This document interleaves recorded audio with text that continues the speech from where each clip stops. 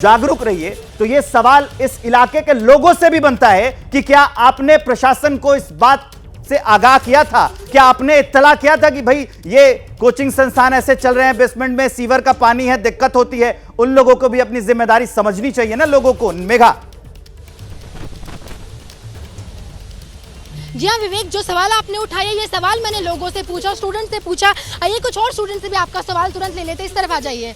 ये बताइए कि क्या पानी जो भरने की समस्या थी। अच्छा, तो देखिए ये सवाल का जवाब हमने कई स्टूडेंट से पूछा। विवेक, जो जवाब मिला उसका जवाब मैंने आपको पहले दिया था, दोबारा देती हूँ कि हर साल जब मौसम बारिश का आता है तो ये जो पूरा इलाका है वो पानी में लबालब डूब जाता है, जिसके बाद पिछले साल करंट लगने से एक मौत भी हुई थी। और ये पूरा जो गाड़ी रखने का इलाका है, ये जो पूरा नीचे डूबा हुआ है, ऐसे में स्टूडेंट्स ने कंप्लेन की है, कई लोगों ने कंप्लेन की है, अभी भी लोग शिकायत कर रहे हैं कि आखिर निकासी की नहीं। सर इस तरफ आ जाइए। सर आप पेरेंट्स हैं?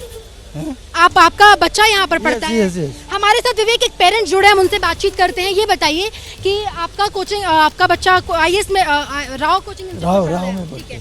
ये बताइए सर कि आपका बच्चा कहाँ है, कोई जानकारी है अभी आपको? नहीं, घर में पूछा है नहीं, अभी तक पहुँचा नहीं है घर में अब तक। अच्छा, कितने बजे निकला था? कोई आखिरी बात आपकी कब हुई? 5 बजे के आसपास, 6 में पहुँचे। 6 बजे आपकी बात आखिरी बार हुई थी? हाँ। आपकी बिटिया थी? कौन था? लड़का। अच्छा, आपका बेटा था। कोई अपडेट अभी आपको नहीं मिल पाया? नहीं। प्रशासन से बात करने की कोशिश की सर आप लोगों ने? नहीं, अभी तक हम लोग शुभ्र ज्योति राव IAS में कॉल किया था क्या? कोचिंग के ऑफिस में फोन किया था? कोशिश की पुलिस ने? नहीं, अभी तक नहीं। अभी मेरी जॉब नहीं जा रहा है सर। आपने कोचिंग इंस्टीट्यूट से बात करने की कोशिश की? हाँ, मैं करेंगे अभी तक। तो अभी तक आपने सर तकरीबन 12 बजने का समय होने वाला है और 7 बजे की घटना, आपने अब तक बात नहीं की? नहीं, वो तो 10 बजे ऐसा कुछ अपोज जाता है तो 10 बजे वो घर आ जाता है। लेकिन आज नहीं पहुंचा तो आप अभी यहाँ पर आए? यस। आपको जानकारी कैसे मिली कि यहाँ पर ये घटना हुई है सर? नहीं, घटना यहाँ आके देखा। अच्छा, आपको यहाँ आकर पता चला? यानी कि कोचिंग की तरफ से आप लोगों को कोई कॉल नहीं गया? नहीं। कोचिंग की तरफ से कोई जानकारी नहीं, कॉल नहीं है। तो आप लोग कोचिंग से बात करने की कोशिश कीजिए, अभी बात करने की कोशिश कीजिए मैम। आपको कॉल लगाइए कोचिंग को, पूछिए कि कहाँ है आपके बच्चे। विवेक देखिए, ये एक बहुत बड़ी बात है कि 11 बजे का समय है, 10 बजे जो है इनका बेटा पहुंच जाता है घर। 7 बजे कॉल आया था कि पानी भरने लगा है और 3 घंटा 10 बजे इनका बच्चा पहुंचता है। लेकिन अभी 12 बजा है जब इनका बेटा नहीं पहुंचा, तो माँ बाप फिक्र के मारे यहाँ कोचिंग पहुंचे हैं। लेकिन कोचिंग की तरफ से इतनी भी जहमत नहीं उठाई गई, नहीं वहां तक जाने की परमिशन नहीं है सर। यहाँ रेस्क्यू ऑपरेशन देखिए, यहाँ तक पूरा जो एरिया है इसको पैक कर दिया गया है। आप कोचिंग से तो आप कोचिंग से बात कीजिए। है आपका? आपने आपके बेटे से बात करने की कोशिश की? नहीं, उसके पास भी मोबाइल छोड़ के आया आज। अच्छा, मोबाइल लेकर नहीं गया? कोचिंग संस्थान उसके कोई दोस्त, कोई साथी का नंबर? नहीं, वो तो अकेला है। वहाँ बोर्ड लगा होगा। पढ़ रहा है आपका बेटा यहाँ पर? मेघा, वहाँ बोर्ड लगा होगा, वो नंबर पढ़ के बता दीजिए। सर मैं मदद करती हूँ आपकी, जरा इस तरफ वहाँ नंबर है, जरा ये मैं मदद करती हूँ आपकी। वहाँ पर नंबर है, वो नंबर आप मिलाइए। इस तरफ आ जाइए सर, इस तरफ आ जाइए। अच्छा, गेट बंद कर दिया गया है। यहाँ पर देखिए ये कोचिंग इंस्टीट्यूट का नाम, वो जरा आप इस तरफ आ जाइए, थोड़ा सा जगह दीजिए मुझे, यहाँ पर आ जाइए। अच्छा, वो विवेक, यहाँ से बैनर्स और पोस्टर्स भी यहाँ से हटा दिए गए हैं। यहाँ पर फिलहाल कोई बैनर नजर नहीं आ रहा कोचिंग का। और ये जो रास्ते हैं, मैं आपको एक बार दोबारा विवेक तस्वीरें दिखाऊं तो ये पूरा रास्ता जो है ब्लॉक कर दिया गया है। बिल्डिंग के ऊपर कोई बैनर नहीं है मेघा। एक बार कैमरामैन से कहिए, अजीत चाको से कहिए कि वो दिखाएं कि जिस बिल्डिंग में ये हादसा हुआ है क्या उस पर कोई बैनर नहीं है। एक बार मैं आपको बिल्कुल दिखाने की कोशिश करती हूँ विवेक, यहाँ इस तरफ आकर मैं आपको दिखाने की कोशिश करती हूँ। ये जो पेरेंट्स हैं इनको भी फॉलो करते रहिएगा, आपके साथ ही रहें। एक बार बिल्डिंग को जरा पैन करके दिखाइए, बिल्डिंग पैन करके दिखाइए, बिल्कुल बिल्डिंग पैन करके दिखाइए। जितना हम यहाँ से देख पा रहे हैं, यहाँ से कोई पोस्टर नजर नहीं आ रहा। हालांकि कोचिंग का नाम ऊपर सुनहरे अक्षरों में लिखा हुआ जरूर है, पर उसके नीचे नंबर यहाँ से देखना संभव नहीं हो पा रहा। नीचे कोई बैनर पोस्टर इस वक्त नजर नहीं आ रहा। कोचिंग हैं, लेकिन यहाँ पर कोई कोचिंग का बैनर नजर नहीं आ रहा। मैम, कुछ नंबर मिल पाया आप लोगों को? नहीं। नंबर किसी का भी नंबर मिल पाया? तो देखिए, कोई भी पेरेंट्स की बात अपने बच्चे से नहीं हो पा रही। क्या दिल्ली पुलिस की ओर से कोई जिम्मेदार अधिकारी बनाया गया है जो अगर पेरेंट्स आते हैं तो उनको सही जवाब दे पाए, आधिकारिक बयान दे पाए? क्योंकि पहले भी आधिकारिक बयान देने से ये कतराते नजर आए हैं। क्या दिल्ली पुलिस का कोई अधिकारी मौके पर मौजूद है जो पेरेंट्स को हैंडल कर रहा हो? ठीक है, सॉरी सर। देखिए विवेक, मैं आपको जवाब दूं कि अब से कुछ देर पहले आधिकारिक तौर पर बयान तो आया था, लेकिन इस वक्त यहाँ पर किसी को भी जाने की परमिशन अंदर नहीं है। रेस्क्यू ऑपरेशन को देखते हुए, सुरक्षा को देखते हुए अंदर जाकर किसी से बातचीत कर पाना बहुत मुश्किल है, और आधिकारिक तौर पर अभी किसी को बनाया गया है कि नहीं इसकी पुष्टि नहीं हो पाई है, क्योंकि अगर बनाया गया होता तो पेरेंट्स से संपर्क साधने की कोशिश की गई होती, लेकिन अभी पेरेंट्स से संपर्क साधने की कोशिश नहीं की गई है। पेरेंट्स जो है घूम रहे हैं, इस कोई खबर उनको मिलेगी। और यहाँ भी केवल एक पेरेंट्स आए हैं। यहाँ पर धीरे धीरे लोगों की भीड़ बढ़ती जा रही है। हम हालांकि लगातार ये रिक्वेस्ट कर रहे हैं कि लोग घर जाएं, उसके बावजूद लोग यहाँ पर बढ़ते ही जा रहे हैं। पेरेंट्स यहाँ पर आए। ये एक बात सोचने वाली है विवेक कि किसी का बच्चा यहाँ पढ़ रहा है, आईएएस संस्थान है, राजधानी दिल्ली है और लाखों की फीस, उसके बावजूद इस कोचिंग संस्थान ने इतनी भी गनीमत नहीं उठाई कि पेरेंट्स को बता सके कि उनका बच्चा अंदर फंसा है, किस हालात में है, किस हालात में नहीं है। पेरेंट्स दर बदर की ठोकर खा रहे हैं। जब उनका बच्चा समय पर घर नहीं पहुंचा तो 2 घंटा इंतजार करने के बाद 12 बजे का समय देखिए हो गया 11:58। अब जो है पेरेंट्स आ गई है। अब जरा देखिए इधर भी मैं आपको जरा अंदर से एक बार तस्वीर दिखाने की कोशिश करती हूँ कि बहाव कितना ज्यादा है, क्या हालात है वो आप जरा देखिए। तो ये दूसरा कोचिंग संस्थान है, जरा रुकिएगा, दूसरा कोचिंग संस्थान है। यहाँ से आप जरा देखिए, मेरा कैमरा पर्सन अजीत चाको आपको दिखाएंगे। पानी जो पहले मैंने आपको तस्वीरें दिखाई थी विवेक, उससे अब जो है बहाव 3 गुना ज्यादा हो गया है। ये आप तस्वीर देखकर खुद ही समझ सकते हैं पानी का बहाव कितना ज्यादा है, कितना ज्यादा तेजी से पानी का बहाव हो रहा है। और अब पहले यहाँ पर 2 पाइप थे, लेकिन अब आप यहाँ पे 3 पाइप देखेंगे। माफ कीजिए 3 नहीं 4 पाइप।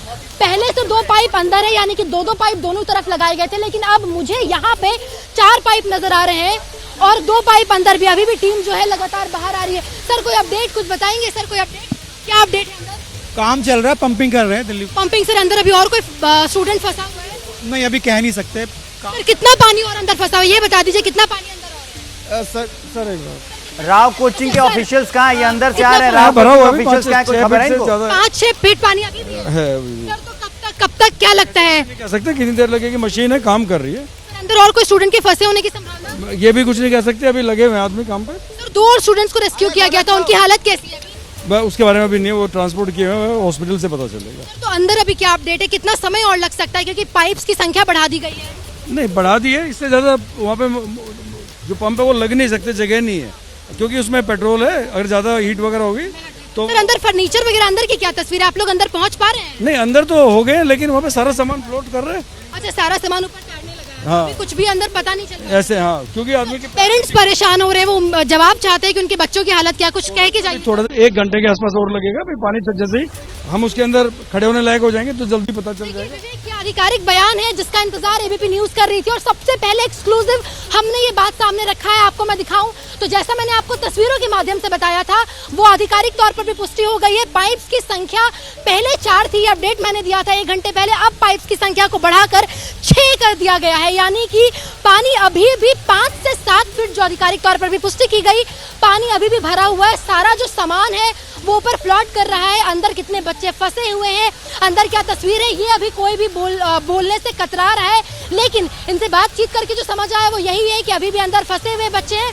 7 फीट पानी आप समझिए तो अमूमन स्टूडेंट्स की हाइट से भी बहुत ज्यादा, यानी कि अंदर जो हालात है वो बेहद गंभीर होंगे। जो अभी खबर मिली उसके अनुसार 1 घंटे का समय और लग सकता है। लेकिन आप बहाव देखिए, मैं अगर यहाँ डायरेक्टली खड़ी रहूं तो इतना ज्यादा प्रेशर है कि ये प्रेशर मुझे आगे की तरफ पुश कर रहा है। आप जरा देखिए, 6 पाइप, 4 पाइप उधर के आसपास मिली थी कि बेसमेंट में पानी भर गया है और कुछ बच्चे फंसे हुए हो सकते हैं। तो हम लोगों ने टोटल 5 गाड़ियाँ वहाँ पे भेजी, और करीब, क्योंकि करोल बाग एरिया में आज ज़्यादा भीड़ नहीं थी तो हम तुरंत पहुँच गए थे और 5 गाड़ियों ने वहाँ काम करना शुरू किया।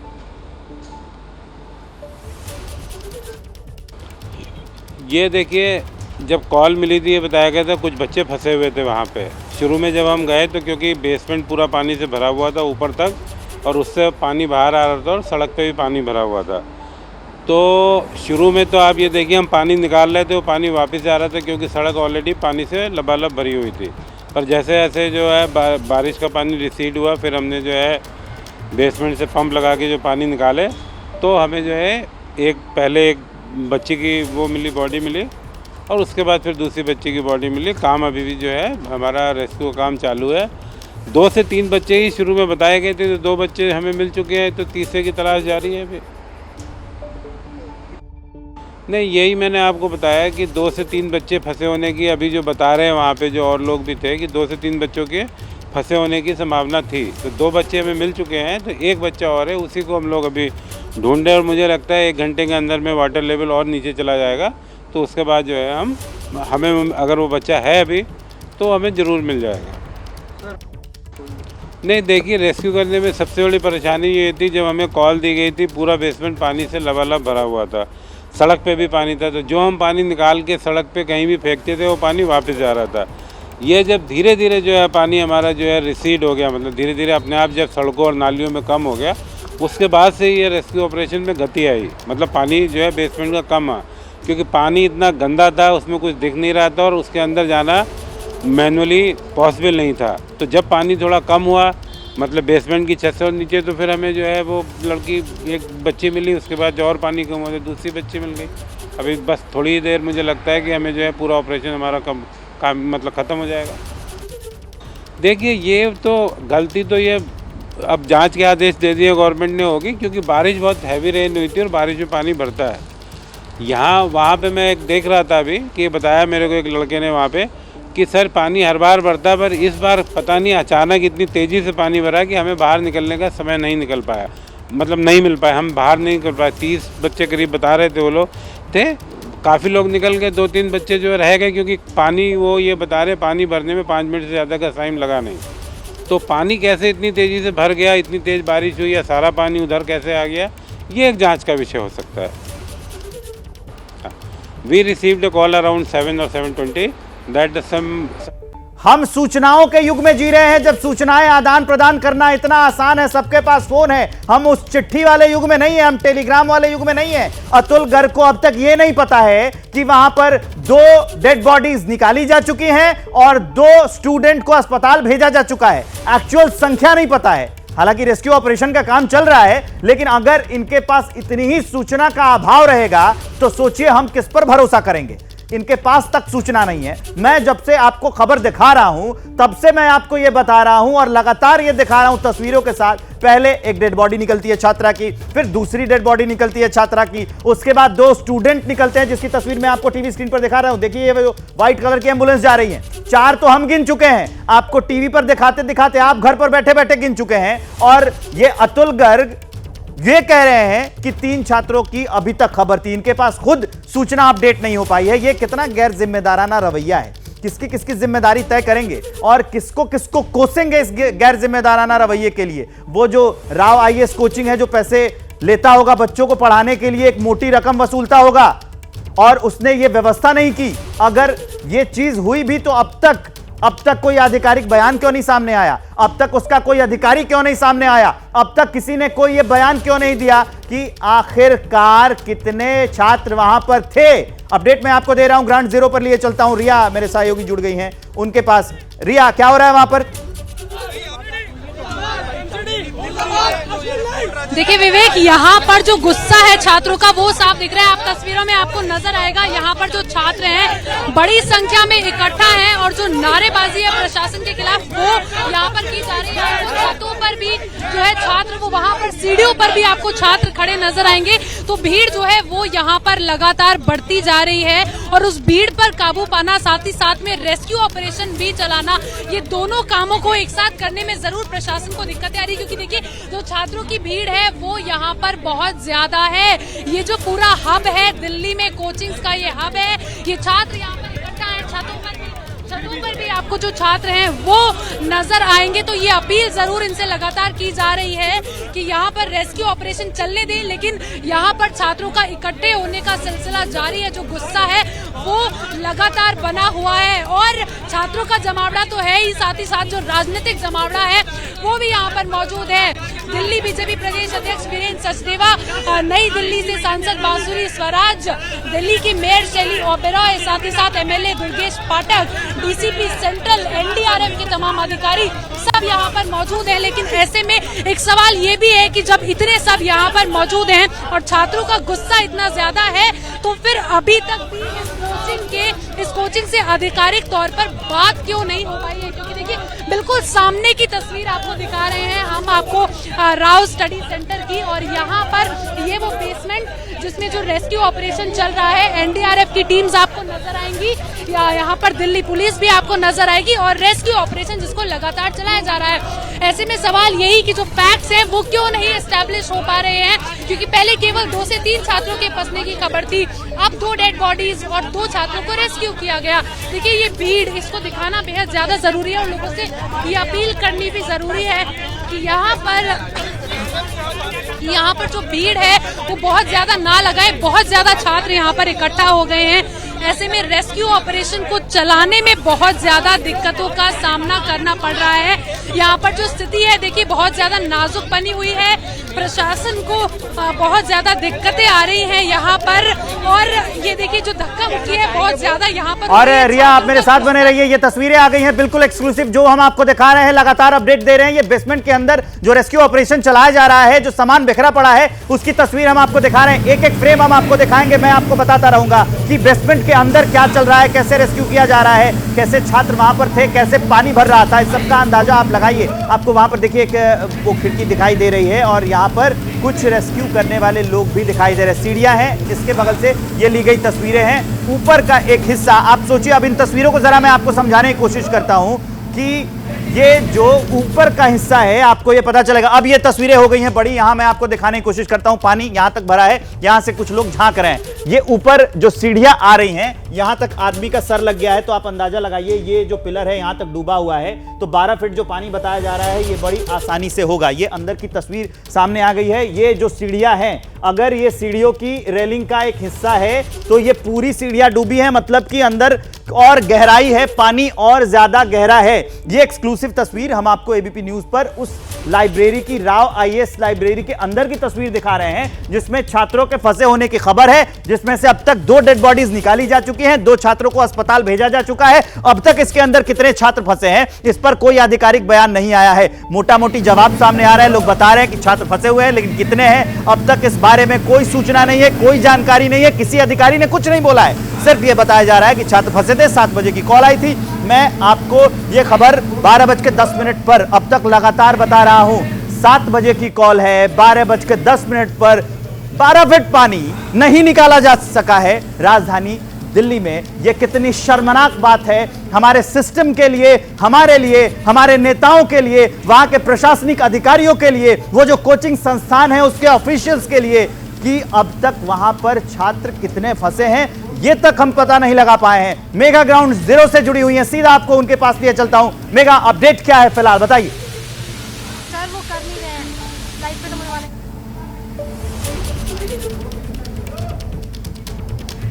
मेघा का संपर्क हमसे टूट गया है, तुरंत संपर्क साधेंगे, अपडेट आपको देंगे। फिलहाल ये तस्वीरें समझिए, ये तस्वीर हम आपको एक्सक्लूसिव दिखा रहे हैं। ये उसी बेसमेंट की तस्वीर है जहां पर छात्र फंसे हुए हैं।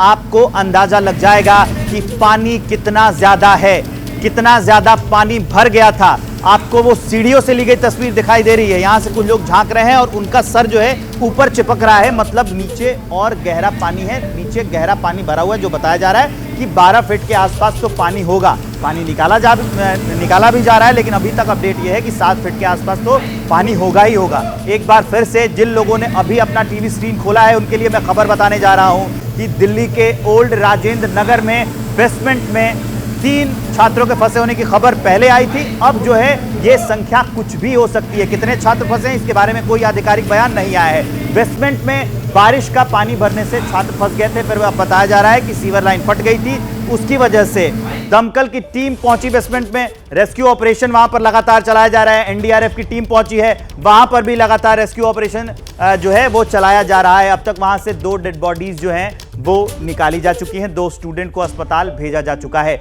अब मैं अपने सहयोगियों के पास चलता हूं, ग्राउंड जीरो से जुड़े हुए हैं, रिया के पास चलता हूं। रिया क्या अपडेट है?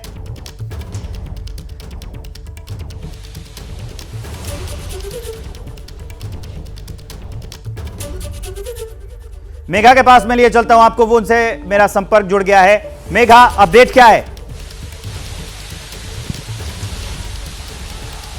या विवेक, यहाँ बहुत बड़ा अपडेट है, वो ये है कि अब से कुछ देर पहले जो कोचिंग संस्थान है उनके मालिक या उनके बेटे यहाँ पर पहुँचे थे। हालांकि उन्होंने बात करने से मना कर दिया, तबीयत का हवाला 10 चीज़ें कह के बात करने से मना कर दिया। हमने उनका काफ़ी उनका पीछा भी किया, उनसे सवाल किए, पूछा कि क्या बिल्डिंग के पास एनओसी है, एंट्री और एग्जिट गेट अलग अलग क्यों नहीं है, क्योंकि अमूमन जब कोचिंग संस्थान बनाए जाते हैं तो एंट्री और एग्जिट गेट न केवल कोचिंग संस्थान बल्कि ऐसी कोई भी बिल्डिंग जिसमें पब्लिक सेक्टर का काम हो, जिसमें ज़्यादा से ज़्यादा लोगों के आने से जुड़ा काम हो, ऐसी जगहों पर 2 रास्ते होते हैं, एंट्री और एग्जिट। लेकिन इस कोचिंग में केवल एक रास्ता क्यों था? अगर 2 रास्ता होते तो बच्चे निकल जाते। वहीं दूसरी अपडेट जरा आप यहाँ पर देखिए, तो अब जो पानी के बहाव है वो काफी ज्यादा तेज हो गया। पहले जो रफ्तार थी उससे रफ्तार बढ़ गई है। यहाँ पे मोटर, जरा आप उस तरफ तस्वीरें नजर डालेंगे तो यहाँ पर और मोटर्स लाए गए हैं। पहले से 4-4 मोटर्स लगे हैं, उसके बावजूद और मोटर्स यहाँ पर ऐड किए जा रहे हैं। जरा आप तस्वीर देखिए, तो मैं आपको तस्वीरें दिखाती हूँ। अब देखिए कि पानी जो है लगातार स्पीड जो है वो बढ़ती जा रही है। इससे समझ आ रहा है विवेक कि पानी अंदर कितना ज्यादा है।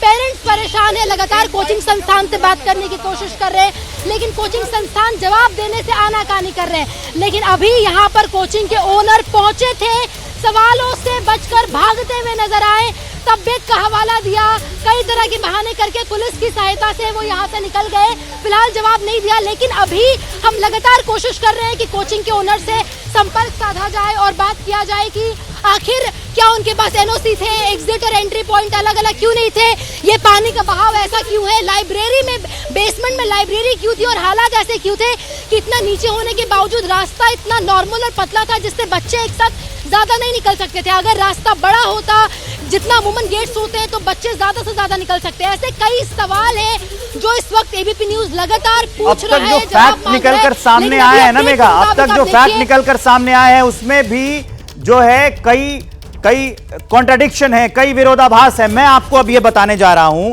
फैक्ट ये बताया जा रहा है कि जांच में ये सामने आया है कि जो बेसमेंट था उसमें लाइब्रेरी थी। तो इस पर सवाल ये बनता है कि जब अक्सर पानी भर जाता था, लोग वहां बता रहे हैं, तो वहां पर बेसमेंट में लाइब्रेरी क्यों थी? फैक्ट ये निकलकर सामने आया है कि लाइब्रेरी में अमूमन 30 से 35 बच्चे थे। तो यहां पर सवाल ये बनता है कि 30 से 35 बच्चे थे तो अब तक कितने छात्र निकाले गए हैं, इसकी संख्या कौन बताएगा, किसकी जिम्मेदारी बनती है, कितने अंदर छात्र फंसे हुए हैं, अब तक इसकी संख्या निकलकर सामने आई है। यह भी बताया जा रहा है कि अचानक जो बेसमेंट में है वो पानी भर गया। तो सवाल ये है कि उस वक्त कोचिंग में जो लोग थे, जो और प्रशासन के लोग रहते हैं, गार्ड्स रहते हैं, वो लोग कहाँ थे? बचाने की कोशिश की गई क्या? अगर कोशिश की गई तो कौन कौन सी कोशिश की गई, वहाँ पर कैसे उनको बचाने की कोशिश की गई, ये बहुत बड़ा सवाल बनता है।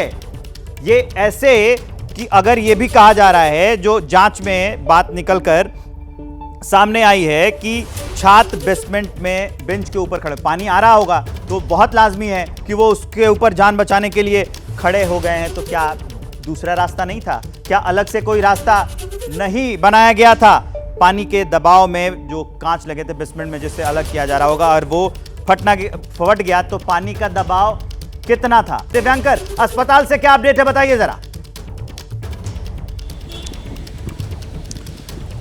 जी बिल्कुल, देखिए विवेक, आपको बताना चाहूँगा आरएमएल हॉस्पिटल में अब से कुछ देर पहले ही जो 2 स्टूडेंट जिनकी बॉडी निकाली गई है उनको यहाँ पर लाया गया है। अभी जो शुरुआती जो प्रक्रिया है वो चल रही है।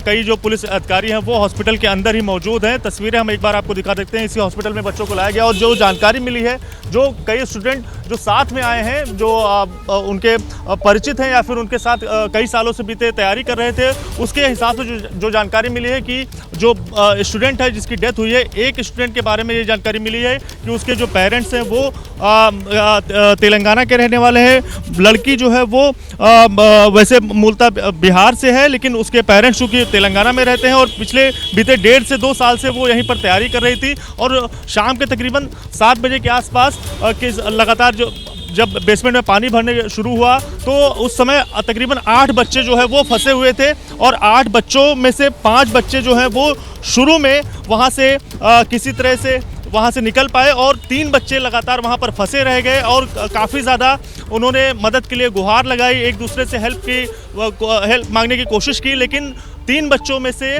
जो 2 बच्चे हैं, 2 स्टूडेंट हैं, उनकी पानी में जो डूबने के चलते डेथ हो गई है और जिसके बाद इन लोगों को यहाँ पर लाया गया है। एक स्टूडेंट जो उनके साथ फंसा हुआ था वो भी अभी यहाँ पर पहुँचा है। जो उनके साथ वाले बच्चे थे वो हमें यही जानकारी दे रहे हैं। लेकिन जिस तरह से ये पूरी घटना हुई वो लगातार ये सवाल उठा रही है। हमने जब यहाँ पर स्टूडेंट जो IAS-PCS की तैयारी करते हैं, ओल्ड राजेंद्र नगर में हज़ारों की संख्या में जो छात्र रहते हैं, उनसे कुछ बच्चे जब यहाँ पर पहुँचे हैं जो उनके साथ थे या फिर उनके साथ राव इंस्टीट्यूट में तैयारी करते हैं, तो उनका यही कहना है कि हर साल कमोबेश ऐसी स्थितियाँ बन जाती हैं और स्टूडेंट को दिक्कत होती है। दोपहर से आज जैसी बारिश दिल्ली में लगातार हो रही थी, उसके बाद धीरे धीरे करके जो पानी है वो वहाँ पर बढ़ जाता है और जिसके बाद ये पूरी घटना हो जाती है। तो बड़ी बात यही है कि जो स्टूडेंट है, दो स्टूडेंट जिनकी डेथ हुई है, उनमें से एक जो स्टूडेंट है वो मूलतः बिहार से है, लेकिन उसके पेरेंट्स जो हैं वो तेलंगाना में रहते हैं और उसकी डेथ हुई है। वो पिछले 1.5 से 2 साल से राव इंस्टीट्यूट में तैयारी कर रही थी। IAS बनने का सपना था, लेकिन इस तरह की घटना हो जाएगी जिसको लेकर जो अंदर स्टूडेंट उसके साथ वाले जो हैं जो तैयारी करते हैं वो लगातार हमने देखा किस तरह से बिलख रहे हैं, परेशान हो रहे हैं और किससे वो जवाब करें, किससे सवाल मांगे, किससे सवाल करें और कौन उनका जवाब देगा। आज जिस तरह की ये घटना हुई है, क्योंकि एक बड़ा सपना लेकर जो स्टूडेंट है वो यहाँ पर पहुँचते हैं दिल्ली में कि अपने सपनों को पूरा करने के लिए कि बता रहे हैं कि वो अपने दोस्तों को देखने आए हैं। जरा उनसे बात करिएगा, लेकिन मैं आपको रोकना चाहता हूं। दिव्यांकर, आप मेरे साथ बने रहिए। रिया जो मेरी सहयोगी जुड़ी हुई है ग्राउंड जीरो से, वहां पर एक स्टूडेंट है जिसका दोस्त लापता है, जरा उससे बातचीत कर रही हैं। रिया, आप बता देना बस कि दोस्त लाभ रिया, इतना बता। देखिए विवेक, बिल्कुल सिचुएशन जो है, जी विवेक, यहाँ पर स्टूडेंट जो है वो लगातार मौजूद है और देखिए आपका क्या नाम है? अभिषेक। आप जैसा कि आप पुलिस से पूछ रहे हैं, दोस्त कहाँ है, उनसे कोई बातचीत हो पाई है? बात नहीं हो पाई है, नंबर नहीं लगा है उसका। फोन ट्राई कर रहे हैं? फोन ट्राई कर रहे हैं बट स्विच ऑफ आ रहा है।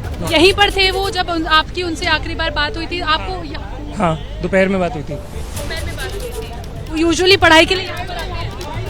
कितने बच्चे होते हैं यहाँ पर लाइब्रेरी में 60 to 70 बच्चे नॉर्मली, बट ऐसे वीकेंड्स के टाइम पे कम बच्चे होते हैं, अराउंड 30-40। आपकी दोस्त से कब आखिरी बार बात हुई? आज दोपहर में बात हुई है आखिरी बार। और फ़ोन जब से हमें इन्फॉर्मेशन मिली है उसका फ़ोन नहीं लग पा रहा है। और पुलिस से इन्फॉर्मेशन? पुलिस से DCP सर से हमने इन्फॉर्मेशन शेयर करी है एंड अभी तक उन्होंने कोई रिवर्ट नहीं किया। Ma'am, the high court had given clear instructions. देखिए जो स्टूडेंट्स हैं, अभी भी कुछ लोगों के जो दोस्त हैं उनसे छात्रों से इन्होंने बात किया। कोचिंग करने की वो कोशिश कर रहे हैं। राव IAS के ऑफिशियल से बात हुई क्या? आपकी कोचिंग सेंटर से बात हुई? हाँ, फैकल्टी से बात हुई है but they are not providing us any information.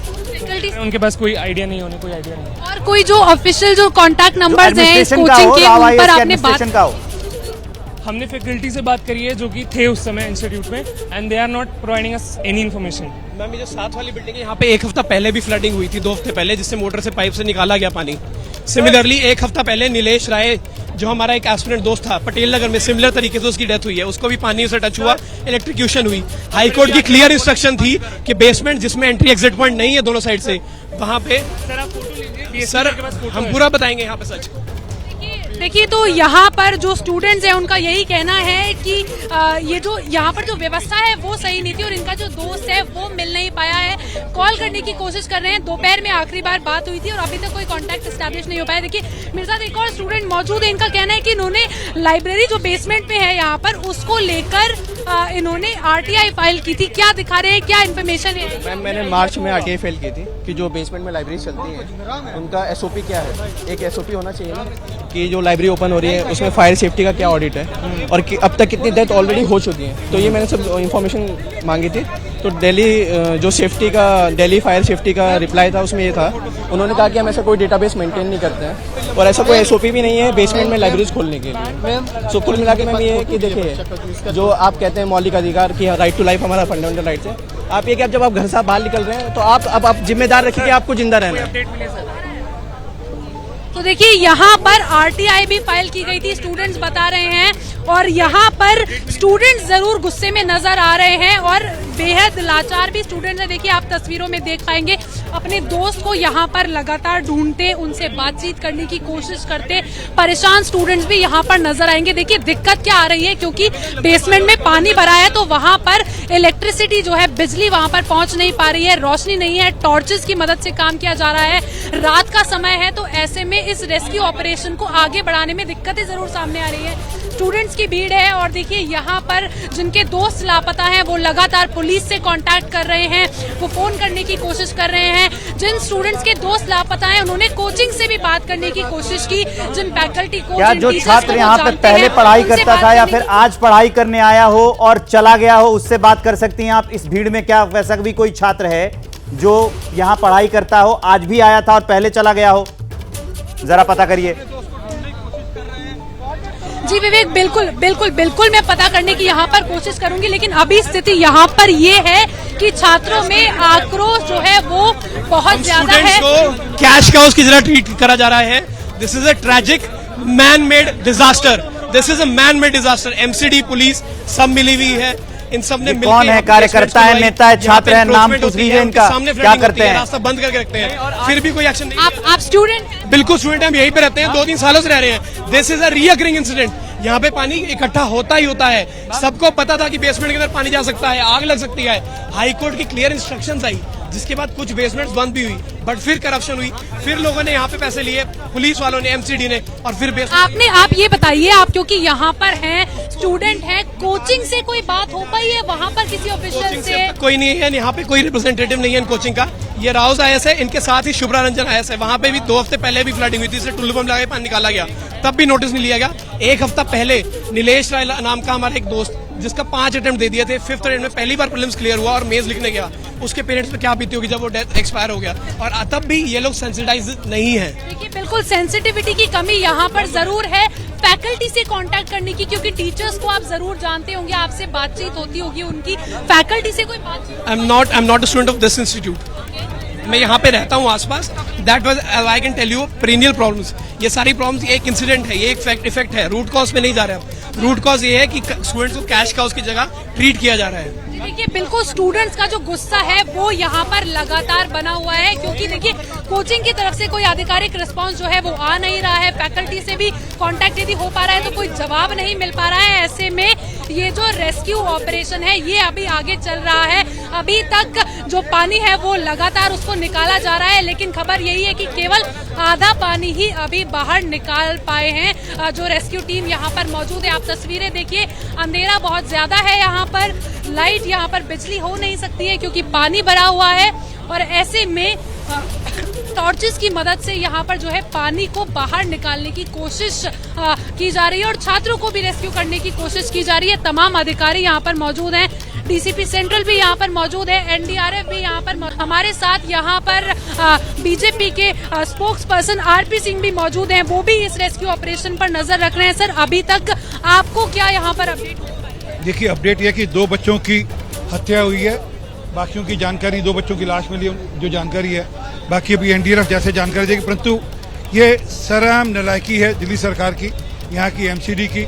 आप मेरे सोशल मीडिया पे, व्हाट्सएप पे देखेंगे, या मेरे फेसबुक पे देखेंगे, हम लगातार पिछले 15 दिन से कह रहे हैं कि दिल्ली के अंदर नारायणा गाँव, हमारे इस विधानसभा नारायणा गाँव, 10 घरा, टोडापुर, पांडव नगर, बुद्धनगर, हर जगह पे, यहाँ तक कि जहाँ पे विधायक साहब रहते हैं उनके उस मोहल्ले में जल भराव हो रहा है, परंतु उसका उत्तर नहीं है क्योंकि डिसिल्टिंग करी नहीं। लेकिन सर देखिए, सवाल ये जरूर बनता है, दिल्ली में सांसद जो हैं वो बीजेपी के हैं, सरकार भले ही आम आदमी पार्टी की, तो कहीं ना कहीं शायद जिम्मेदारी तो दोनों की दिल्ली की पीडब्ल्यूडी की जिम्मेवारी किसकी है?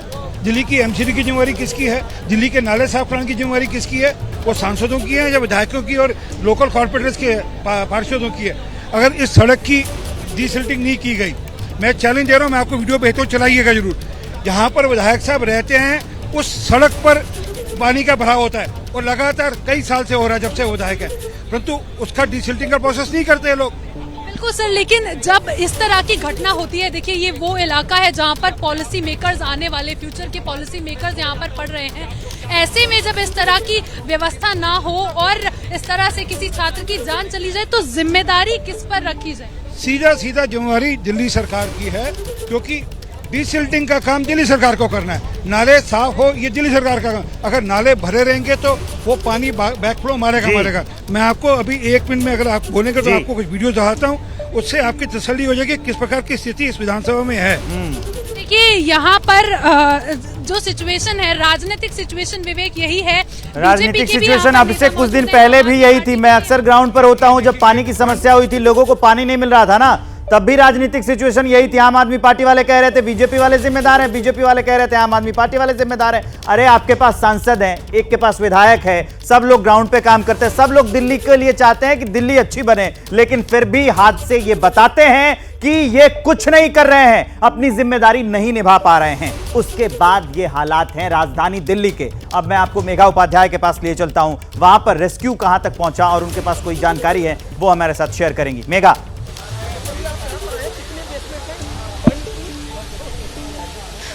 जी हाँ विवेक, आप तस्वीरें देखिए तो रेस्क्यू ऑपरेशन जो है अभी भी चल रहा है। बताया जा रहा है कि 4 से 5 फुट पानी अभी भी अंदर है। मैं आपको एक स्टूडेंट से बात कराती हूँ जिनके दोस्त अंदर में। इस तरफ आ जाइए, क्या नाम है आपका? मेरा नाम है। आपका कौन अंदर है? मेरा फ्रेंड है, किंसले है, अब श्योर नहीं है क्योंकि उसका नंबर मिल नहीं रहा। कुछ नहीं पता चल रहा उसके पास? अभी पता नहीं है। कोचिंग से बात करने की कोशिश की? अभी तो नहीं। किंसले और अभिषेक 2 लोग यहाँ आते थे। 2 लोग यहाँ पढ़ने आते थे, 2 स्टूडेंट्स। अच्छा, बताया है कि यहाँ पर हालात कैसे रहते थे? नीचे लाइब्रेरी में? मैडम अभी 3 दिन पहले ही घटनाएं घटी थी। क्या घटना घटी? इलेक्ट्रोक्यूशन से एक लड़के की वहाँ पे। अच्छा, जो करंट लगने से? जी मैम। अच्छा, यहाँ पर जो लाइब्रेरी है उसमें कितने गेट्स थे, क्या व्यवस्था थी कोचिंग की, इसके बारे में कोई जानकारी? मैम गेट तो हमको लगता है कि यही फ्रंट गेट यही है। गेट यही थी और बैक गेट का हमको अंदाजा नहीं है कि कोई पीछे भी गेट होगा। जी मैम। तो आपके दोस्त से आपकी बात अभी नहीं हो पा रही? नहीं मैम, अभी नहीं। देखिए, तो ये कई ऐसे लोग यहाँ पर पहुंचे हैं जिनके दोस्त से उनकी बात नहीं हो पा रही। लेकिन फिलहाल विवेक, आप जरा तस्वीरें देखिए तो रेस्क्यू ऑपरेशन जारी है। पानी की जो रफ्तार है वो बढ़ते जा रही है। ये जो छात्र जुड़े हैं, अगर ये राव आईएएस के छात्र हैं तो जरा अंदर की बैठने की व्यवस्था क्या थी, सिटिंग अरेंजमेंट क्या था, इसके बारे में पूछिए ना जरा इनसे कि अंदर किस तरह की व्यवस्था थी। इन्होंने अगर ये लाइब्रेरी जाते होंगे तो देखा होगा इन्होंने कि चेयर थे, बहुत ज्यादा चेयर थे, किताबें कहाँ रखी गई थी, बहुत ज्यादा रश रहता था अंदर, सामान ज्यादा थे, ऐसा कुछ पूछिए उनसे। जी विवेक, ये राव आईएएस के स्टूडेंट नहीं है, इनका दोस्त, 2 दोस्त इनके, अभिषेक और शुभम, दोनों राव आईएएस में पढ़ते थे। ये दरअसल दूसरे कोचिंग संस्थान के स्टूडेंट हैं। लेकिन इनसे जो जानकारी मिली और बाकी स्टूडेंट से मुझे बात करके जो जानकारी मिली है, तकरीबन 250 से लेके 200 नीचे बैठने की व्यवस्था थी। ऊपर 200 स्टूडेंट्स पढ़ते थे, नीचे राउंड चेयर्स बनाए गए थे, बड़े बड़े जो मेज होते हैं उनके चारों तरफ कुर्सियां लगाई गई थी, अमूमन जैसा लाइब्रेरी में देखने को मिलता है। तो नीचे जो है तकरीबन 150 स्टूडेंट्स की बैठने की व्यवस्था थी। ऐसे में ऊपर स्टूडेंट ज्यादा थे। और अभी एक और अपडेट जो मैंने आपको पहले भी दी थी और दोबारा मैं रिपीट करती हूँ कि एग्जिट गेट केवल लाइब्रेरी नीचे जो था केवल एक दरवाजा था। तो ऐसे में केवल एक दरवाजा होने की वजह से जो बच्चे थे वो फंस गए। अगर 2 दरवाजा होता तो शायद हालात ये नहीं होते। और एक और जानकारी, एक स्टूडेंट जिसकी मौत हुई वो बिहार की थी। ये अपडेट भी हमने एबीपी पे सबसे पहले कुछ देर पहले एबीपी के दर्शकों को दिया था। एक बार मैं आपको फिर से तस्वीर दिखाऊं तो देखिए, गाड़ी के जो चक्के हैं वो डूब चुके हैं। तकरीबन जो फायर डिपार्टमेंट की गाड़ियां हैं वो डूबी हुई है। पानी की रफ्तार जो कम होती नजर नहीं आ रही। और एक और जो खबर मिली है वो ये है कि अंदर यानी कि बेसमेंट में पानी का बहाव इतना ज्यादा था, रफ्तार इतनी ज्यादा थी कि यहाँ जो कर्मी एनडीआरएफ की टीम है उनसे मिली जानकारी के अनुसार अंदर का दीवार जो है वो दरक गया है या अब तक टूट भी चुका होगा, पानी का बहाव इतना ज्यादा था। अंदर जो लाइब्रेरी बेसमेंट में जो दीवार थी उसमें दरारें आ गई थी अब से कुछ देर पहले पानी के बहाव की वजह से। अब तक शायद वो दीवार टूट गया होगा। आप देख सकते हैं पानी का बहाव इतना ज्यादा है। इस तरीके के बहाव में अगर आप खड़े होने की कोशिश करेंगे तो प्रेशर इतना ज्यादा है कि पानी आपको आगे धकेल देगा। तो कई सवाल खड़े होते हैं। क्या 3 पंप लगे? हाँ, वो टोटल 6, वही मैं बता रही हूँ कि विवेक टोटल 6 पंप यहाँ पर लगाए गए हैं, 4 मोटर और 6 पंप के बावजूद जो प्रेशर है, यहाँ प्रेशर आप देख सकते हैं। थोड़ा आगे गेट के पास आपको प्रेशर मैं दिखाती हूँ, वहाँ प्रेशर और मेन गेट के पास, तीनों तरफ का जो प्रेशर है वो ऐसा लग रहा है कि झरने से पानी पूरे बहाव में नीचे आ रहा है। तो ये जो तस्वीरें हैं ये बहुत डरा देने वाली है, क्योंकि अगर अब तक अंदर कोई स्टूडेंट फंसा हुआ है तो वो किस हालात में है, क्योंकि एनडीआरएफ की टीम काम तो कर रही है, लेकिन जैसे मेरी सहयोगी रिया ने जानकारी दी और हम देख पा रहे हैं कि अंदर अंधेरा बहुत ज्यादा है, इलेक्ट्रिसिटी जो है बिल्कुल नहीं है, पूरा इलाके का इलेक्ट्रिसिटी काट दिया गया है। मैं आपको जरा आगे आके तस्वीरें दिखाने की कोशिश करती हूँ, तो मैं जरा आगे आके दिखाने की कोशिश कर रही हूँ। जरा आप देखिए, इस तरफ देखिए तो पानी का जो बहाव है ये इस तरफ भी बहुत ज्यादा है और यहाँ स्टूडेंट्स नारेबाजी कर रहे हैं, तमाम तरह के आरोप लगा रहे हैं, उनके कई तरह के क्वेश्चन है और सवाल हमारा भी है। ये कोचिंग है, मैं आपको जरा तस्वीर सामने से दिखाती हूँ विवेक। तो ये कोचिंग संस्थान है, नीचे ना ही कोई नंबर कहीं लिखा हुआ है, ना ही कोई जानकारी, केवल ऊपर अगर आप नजर डालेंगे तो ब्लू कलर के ब्लू पेंट से एक बड़े बड़े बॉक्सेस के माध्यम से कोचिंग और बिल्डिंग का नाम लिखा हुआ है, लेकिन कहीं कोई पोस्टर। आप दीवार देखिए तो ये दीवार जो है बिल्कुल नई बनी हुई दीवार है, यानी कि इस पर ना कोई बैनर है ना कोई पोस्टर है। मैं जैसे देख पा रही हूँ यहाँ पर कुछ भी नहीं है, पेरेंट्स के पास कोई नंबर नहीं है, वो अपने बच्चे से संपर्क नहीं कर पा रहे हैं और कोचिंग ने अब तक पेरेंट्स से संपर्क करने की कोशिश नहीं की है। आप देखिए इधर जरा, आपको ये गाड़ी जो है वो नजर आएगी, गाड़ी है आधे से ज्यादा पानी, गाड़ी की जो चक्के हैं वो आधे से ज्यादा पानी में डूबे हुए हैं। मेरे कैमरा पर्सन आपको दिखा रहे हैं, आप जरा यहाँ पर बहाव देखिए तो आप देख सकते हैं यहाँ पर बहाव कितना ज्यादा है, वहाँ बहाव कितना ज्यादा है और ठीक थोड़ा आगे भी जो है ये पूरा इलाका जो है पानी में सराबोर डूब चुका है विवेक। तो ये तमाम सवाल ये खड़ा कर रही है, कुछ दिन पहले जब यहाँ पर एक स्टूडेंट की मौत हुई थी करंट लगने से, उसके बावजूद कोई एक्शन क्यों नहीं लिया गया? उसके बाद भी पानी का बहाव ऐसा है, बेसमेंट में पानी चला जाता है, एंट्रेंस एक है, ऐसे कई सवाल। क्या बिल्डिंग के पास एनओसी थी? स्टूडेंट्स को क्यों नहीं कांटेक्ट किया गया? अब तक पुलिस की तरफ से कोई एक्शन क्यों नहीं लिया गया? कोचिंग मालिक जब यहाँ पर पहुंचे तो उनको सुरक्षित क्यों निकाला गया? ऐसे कई सवाल एबीपी न्यूज लगातार पूछ रहा है और रिक्वेस्ट कर रहा है कि जो लोग यहाँ पर पहुंचे हैं वो यहाँ से चले जाएं, क्योंकि बहुत तरह का खतरा है, पानी का बहाव इतना ज्यादा, करंट होने का खतरा हो सकता है। ऐसे में हम अपने दर्शकों को हर खबर घर बैठे दे रहे हैं, सभी जानकारी घर बैठे दे रहे हैं, तो वो यहाँ से चले जाएं। जरा पीछे की तस्वीरें देखिए तो आपको यहाँ पर हुजूम नजर आएगा। आप देखिए ये पढ़े लिखे दिल्ली के लोग हैं, तमाम ये स्टूडेंट्स हैं, आसपास के रहने वाले लोग हैं और ये यहाँ पर इतने ज्यादा इकट्ठा हो गए हैं। ये लोगों को हम रिक्वेस्ट करने की कोशिश कर रहे हैं कि घर जाए, आप बाहर चले जाइए, ये सुरक्षित नहीं है, आप यहाँ बाहर चले जाइए। स्टूडेंट्स जिनके फंसे हैं उनके पेरेंट्स भी कोशिश कर रहे हैं कि वो अंदर जाए और दूसरे छात्र छात्राएं जो यहाँ पर पहुंचे हैं अपने मित्रों को ढूंढने के लिए, जानकारी लेने के लिए, वो भी लगातार कोशिश कर रहे हैं कि वो अंदर जाएं। हालांकि हम चेतावनी दे रहे हैं, रिक्वेस्ट कर रहे हैं कि वो यहाँ से जाएं। अब जरा आप तस्वीर देखिए तो आपको नजर आएगा, आप जरा थोड़ा सा आगे, मेरे कैमरा पर्सन अगर आपको आके गेट के अंदर तस्वीर दिखा पाए, मैं अजीत ठाकुर सर से रिक्वेस्ट करूंगी यहाँ आकर जरा गेट की तस्वीर यहाँ से दिखा दें। आप देखिए अंदर आपको एनडीआरएफ की 2 टीम, पुलिस की टुकड़ी जो मैं यहाँ से देख पा रही हूँ, पुलिस की एक टुकड़ी और अंदर एम्बुलेंस भी मौजूद है।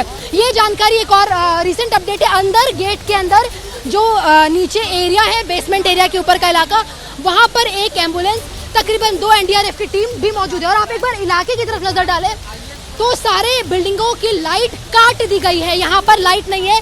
अब से कुछ देर पहले यहाँ पर विवेक लाइट थी, लेकिन अभी आप देखिए तो हर तरफ अंधेरा ही अंधेरा है। जाहिर तौर पर ये सुरक्षा को देखते हुए लिया गया है ताकि करंट लगने का जो खतरा है या फिर ऐसी कोई भी अनहोनी का जो खतरा है वो ना हो, क्योंकि पानी का बहाव इतना ज्यादा है। दीवार जब अंदर टूट जाती है तो ऐसे में बाहर भी जो है वो खतरा बढ़ जाता है। तो लाइट्स को काट दी गई है और अब यहाँ पर रेस्क्यू ऑपरेशन टॉर्च के माध्यम से लाइट जला करके किया जा रहा है। तो जाहिर तौर पर दिक्कतें आएगी, क्योंकि हम जहाँ खड़े हैं ये बात उससे भी नीचे यानी कि बेसमेंट की है। जाने का रास्ता केवल सीढ़ियाँ और सीढ़ियों में भरा है पानी, एक रास्ता जिससे स्टूडेंट्स निकले और ऐसे में ये बड़ा हादसा हुआ। कई सवाल जो हम खड़े कर रहे हैं कि आखिर क्या बिल्डिंग के पास एनओसी थी, बच्चों की सुरक्षा का जिम्मेदार कौन, क्या केवल राजनीति होनी है इस मुद्दे पे, अब तक कोई एक्शन क्यों नहीं लिया गया? देखिए,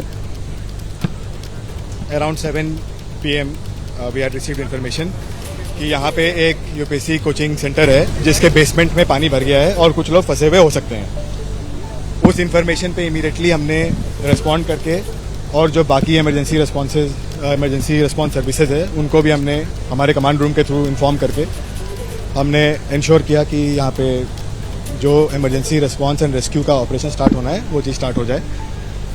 यहाँ पे इस रोड पे भी काफ़ी वाटर लॉगिंग था और एट द सेम टाइम जो इसका एडजॉइनिंग बिल्डिंग है जिसमें ये पर्टिकुलर कोचिंग इंस्टीट्यूट है और जिसके बेसमेंट में एक लाइब्रेरी उस कोचिंग इंस्टीट्यूट का चलता था, उसमें भी फ्लडिंग हो गया। इसके एग्जैक्ट डिटेल्स हमारे इन्वेस्टिगेशन में सामने आएंगे कि एग्जैक्टली कैसे हुआ था, बट यू कैन इमेजिन कि when a basement full of furniture and other thing, मतलब जो 12 फीट के करीब डेप्थ होगा और करीब अराउंड 3500 स्क्वायर फीट का एरिया होगा बेसमेंट का, तो उसमें जब पूरा पानी भर गया तो कुछ स्टूडेंट्स वहाँ से भागने में सफल हुए और कुछ की ट्रैप होने की इन्फॉर्मेशन आई थी। तो हमने जो एनडीआरएफ के डाइवर्स हैं उन्होंने काफ़ी मशक्कत करके, क्योंकि in complete darkness they had to operate and the water was also very dirty, not clear at all, और जो फर्नीचर वगैरह है वो फ्लोट करने लगता है उसमें, तो they had lot of difficulties but they professional divers and they manage to retrieve two bodies so far, and we have sent them to the hospital for further legal action. Rescue operations are still underway. The water is being pumped out. The search teams and rescue teams are still continuing their work. There is still about 7 feet of water in the basement. जो pumping से कम हो रहा है, but अभी भी 7 feet के आसपास है, तो उसमें भी अभी भी हमारे डाइवर्स वगैरह जो है एनडीआरएफ पे काम कर रहे हैं. All the rescue services are working in a tandem, and we're trying to make sure that we do this as fast as possible. It is my request to especially the student community कि इस यहाँ पर आकर rescue services को hamper ना करें.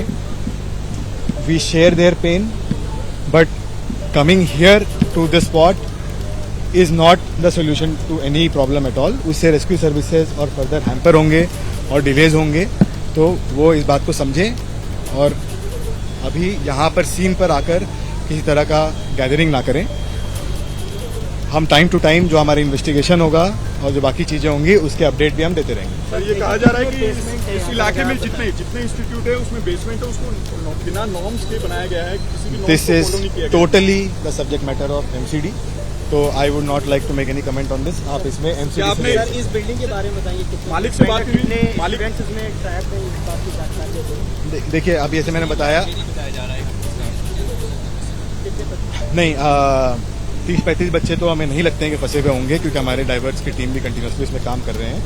But at the same time I can not rule out कि उसमें और कोई नहीं है. जैसे मैंने बताया, जब तक रेस्क्यू ऑपरेशन चल रहा है we are going to make sincere efforts, और जब तक कि हम पूरा पानी पंप आउट ना कर दें, हमारे डाइवर्स पूरा सर्टन ना हो जाएं कि उसमें कोई आदमी नहीं है, जो वहाँ फर्नीचर पड़ा हुआ है उन सबको भी हम पूरा प्रॉपरली थरोली उठा के चेक ना कर लें, then we will say that the rescue operation is finished. और जो भी फाइनल टैली होगा या जो भी फाइनल टोल होगा we will be able to tell you. अभी तक के लिए 2 है, और just from a common understanding मैं ये कह सकता हूँ कि 30-35 का फिगर सही नहीं लग रहा है. बट के बारे में आप ये बताएं, कितनी 2 बेसमेंट है नहीं, इसमें जो ये बेसमेंट है इसको एक लाइब्रेरी की तरह यूज़ करते हैं, और इसका फर्दर जो बाकी सारे चीज़ के, whether this building was authorised, whether इसका बेसमेंट वाज ऑथराइज्ड, वेदर वहाँ पे जो बाकी सिविक नॉर्म्स फॉलो होने थे या वो सब थे कि नहीं, that is all a matter of investigation which we will investigate. We are registering a criminal case in this matter and we investigating. तो ये हम आपको हर्षवर्धन को सुनवा रहे थे, ये आधिकारिक बयान दे रहे हैं और ये बता रहे हैं कि अभी भी 7 फीट गहरा पानी भरा है. इस पर लगातार मैं सवाल पूछ रहा हूँ, एबीपी न्यूज लगातार ये सवाल पूछ रहा है कि 7 बजे खबर मिली थी और 12:40 पे मैं आपको ये अपडेट दे रहा हूं.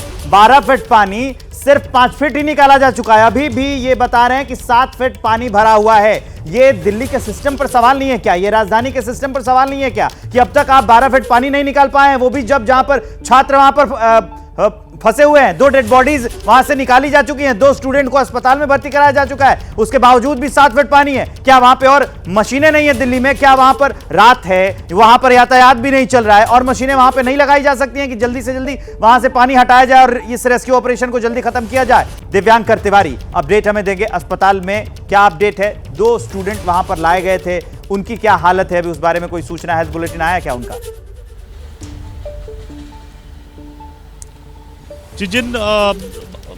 जिस बॉडी को हॉस्पिटल लाया गया है उनके जो दोस्त हैं वो हमारे साथ बात करने के लिए मौजूद हैं. उनसे हम बात करेंगे और इस पूरी घटनाक्रम के बारे में समझेंगे. सबसे पहले ये बताइएगा, ये जो पूरी घटना हुई, बेसमेंट में पानी कैसे भरा, आपको क्या जानकारी है? रोड पे, ओल्ड राजेंद्र नगर की रोड पे अक्सर पानी भर जाता है जैसे ही बारिश तेज़ होती है. तो बारिश काफ़ी तेज़ हो रही थी तो पानी काफ़ी ज़्यादा भरा हुआ था. तो ऐसा किसी पुलिस वाले ने बताया कि थार वहाँ से निकली, पानी का लोड थोड़ा ज़्यादा हो गया तो वो गेट टूट गया, जिसकी वजह से वो बेसमेंट में पानी सारा एकदम एक फ्लो में अंदर भर गया. बेसमेंट में क्या लाइब्रेरी चलती है? क्या लाइब्रेरी है. कितने स्टूडेंट उस टाइम थे जब ये पूरे जो घटना हुई वो हुई, और पानी वहाँ पर कैसे, मतलब आप बता रहे हैं वहाँ पे थार गुजरी और पानी अंदर भर गया, गेट टूटा तो वो एक झटके में ही, जैसे कि डैम से टूट के एकदम एक प्रेशर से पानी जाता है, वैसे ही पानी उसके अंदर में गया था और एग्जैक्ट संख्या तो नहीं बता सकते कि कितने बच्चे थे, लेकिन ये है कि भगदड़ में काफ़ी सारे बच्चे वहाँ से निकले। पुलिस वालों को फ़ोन किया गया, जब पुलिस वालों को फ़ोन किया गया तो ऐसा बताया था कि 8 बच्चे उसमें रह गए थे। तो उसमें से उन्होंने 5 को तो पुलिस वालों ने निकाला, जिसमें एक पुलिस वाले को भी थोड़ी बहुत चोट आई निकालते टाइम पे, उन बच्चों को भी चोट आई थी, लेकिन 5 को निकाल लिया था। और उन्होंने ये बोला था कि 3 अंदर हैं। उसमें से फिर एक बच्चा लगभग 1.5 से 2 घंटे के बाद में वो बाहर आ पाया, उसको बाहर निकाला है उन्होंने। लगभग काफ़ी देर बाद NDRF की टीम आई थी और वो फायर ब्रिगेड तो तुरंत ही आ गई थी। उन्होंने एक बच्चे को 1.5-2 घंटे बाद में बाहर निकाला, तो उसके साथ में मैं बराबर था, उसके साथ में काफ़ी देर तक था। उसके 1-1.5 घंटे बाद में उन्होंने बोला कि आप हॉस्पिटल आइए, RML हॉस्पिटल पहुँचिए। वहाँ से एक एम्बुलेंस हॉस्पिटल पहुँची, तो हम लोग हॉस्पिटल आए तो फिर पता चला कि जी। ये बताइए, जिस बच्चे को निकाला गया उसने क्या बताया, ये पूरी घटना हुई और फिर किस तरह से हुई और कितना ज़्यादा अंदर पानी भरा हुआ था बेसमेंट में जब उसके बाद ये पूरी घटना हुई? कुछ भी बता ही नहीं पा रहा था, वो अभी भी एकदम बिल्कुल सदमे में है, लगातार बस सिर्फ रो रहा है। वो बस यही कह रहा है कि मैं बचा नहीं पाया, क्या जवाब दूंगा घर वालों को, IAS की तैयारी करने आए थे, यहाँ पे ये हो गया, बस इसके अलावा वो कुछ भी नहीं बोल पा रहा है। स्टूडेंट आपस में दोस्त थे? नहीं, 2 स्टूडेंट आपस में दोस्त थे। उनके बारे में क्या, जो जिनकी डेथ हुई उनके बारे में कुछ आप जानकारी बताना चाहे, वो कहाँ के रहने वाले थे और कितने साल से यहाँ पर तैयारी कर रहे थे? नहीं, ये जानकारी मुझे देने से भी मना किया गया है, और वो यहाँ पे तैयारी कर रही थी, इतना पता है बस। किसने मना कर दिया जानकारी देने से? किया गया। कितने साल से तैयारी कर रहे थे? लगभग 1-1.5 साल हो गया था। किसने मना किया? किसी ने, मतलब पुलिस वालों ने मना किया या फिर आप क्यों नहीं बता रहे? नहीं, अभी उनकी फैमिली को नहीं पता है, तो इसलिए अभी फैमिली को भी नहीं जानकारी है, मतलब एग्जैक्ट इन्फॉर्मेशन नहीं बताई गई है। एग्जैक्ट इन्फॉर्मेशन नहीं बताई गई है। एक बार ये फिर से बताएं कि ये हादसा कैसे हुआ? परिवार वाले कहाँ पे रहते हैं, मतलब आप परिवार वाले कहाँ पे रहते हैं? सर मैं बता दूंगा तो वो बात क्लियर हो जाएगी। ठीक है, एक बार और आप हमें बता दीजिए कि ये पूरा जो घटना हुई उसके बारे में आपको क्या जानकारी और कैसे पूरी घटना हुई, कैसे वहाँ पे पानी भर गया? रोड पे ढेर सारा पानी भरा हुआ था और पानी का बहाव बहुत तेज़ था। बेसमेंट में लाइब्रेरी है, उनका गेट लगा हुआ था। पानी का फ्लो अचानक से, फ्लो की वजह से गेट टूटा और सारा का सारा पानी अंदर घुस गया, और एक साथ ही पानी अंदर घुसा। नीचे बेसमेंट में लाइब्रेरी थी, वहाँ पे बच्चे पढ़ते हैं, वो कोचिंग की ही लाइब्रेरी है, और वहाँ से बच्चों ने तुरंत ही भागने की कोशिश की, लेकिन 8 बच्चे फंस गए थे उसमें से। उनमें से पुलिस वालों ने आके 5 बच्चों को निकाला, जिसमें उनको बच्चों को भी चोट आई, एक आध पुलिस वालों को भी चोट आई। उसके बाद में 3 बच्चे लेकिन वहाँ अंदर फंस गए। फिर उन्होंने वो क्या नाम, फायर ब्रिगेड और NDRF की टीम को बुला के उसके बाद में करीब 2 घंटे के बाद में एक बच्चे को बाहर निकाला, और उसके अगले 1 से 1.5 घंटे के बाद में बाकी के दोनों बच्चों को। ये बताइएगा, ये तीनों बच्चे हैं जिनको जिनमें से 2 की डेथ हो गई है और एक बच्चे जो है वो अभी मतलब बाहर निकला है, तो ये तीनों राव इंस्टीट्यूट के ही हैं?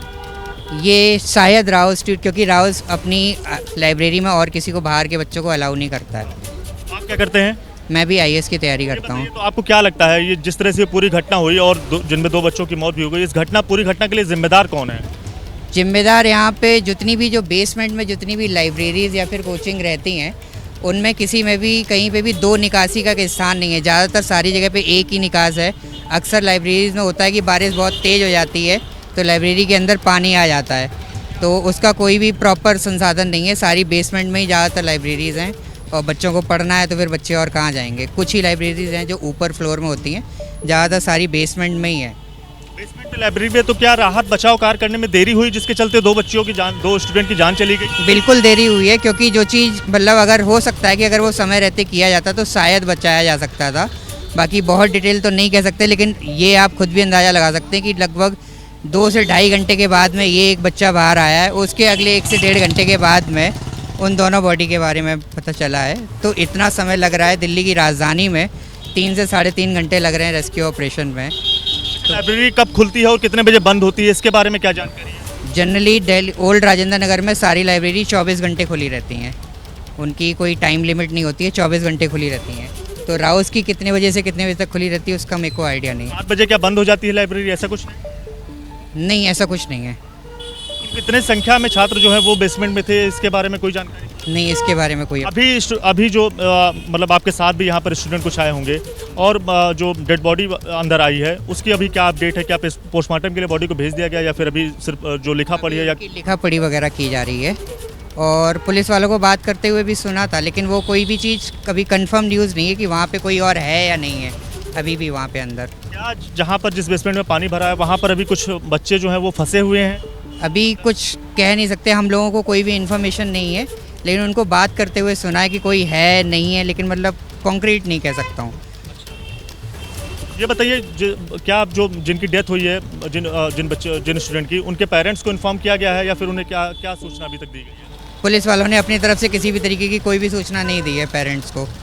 वो बच्चे ने ही आपस में बात करी है, और लेकिन पुलिस वालों ने कोई सूचना नहीं दी है, अभी तक तो नहीं दी थी। आप कहाँ रहते हैं? आप वहीं रहते हैं? हाँ, मैं वहीं पे। कितने साल से आप तैयारी कर रहे हैं? मैं 1 साल से तैयारी कर रहा हूँ। क्या पिछले साल भी आपने ऐसी स्थितियाँ देखी थी जब बाढ़ आती है, जब बाढ़ वाला मौसम आता है या फिर बारिश होती है और बाढ़ इस तरह? उसके बाद शिफ्ट हुआ हूँ मैं। हाँ जी।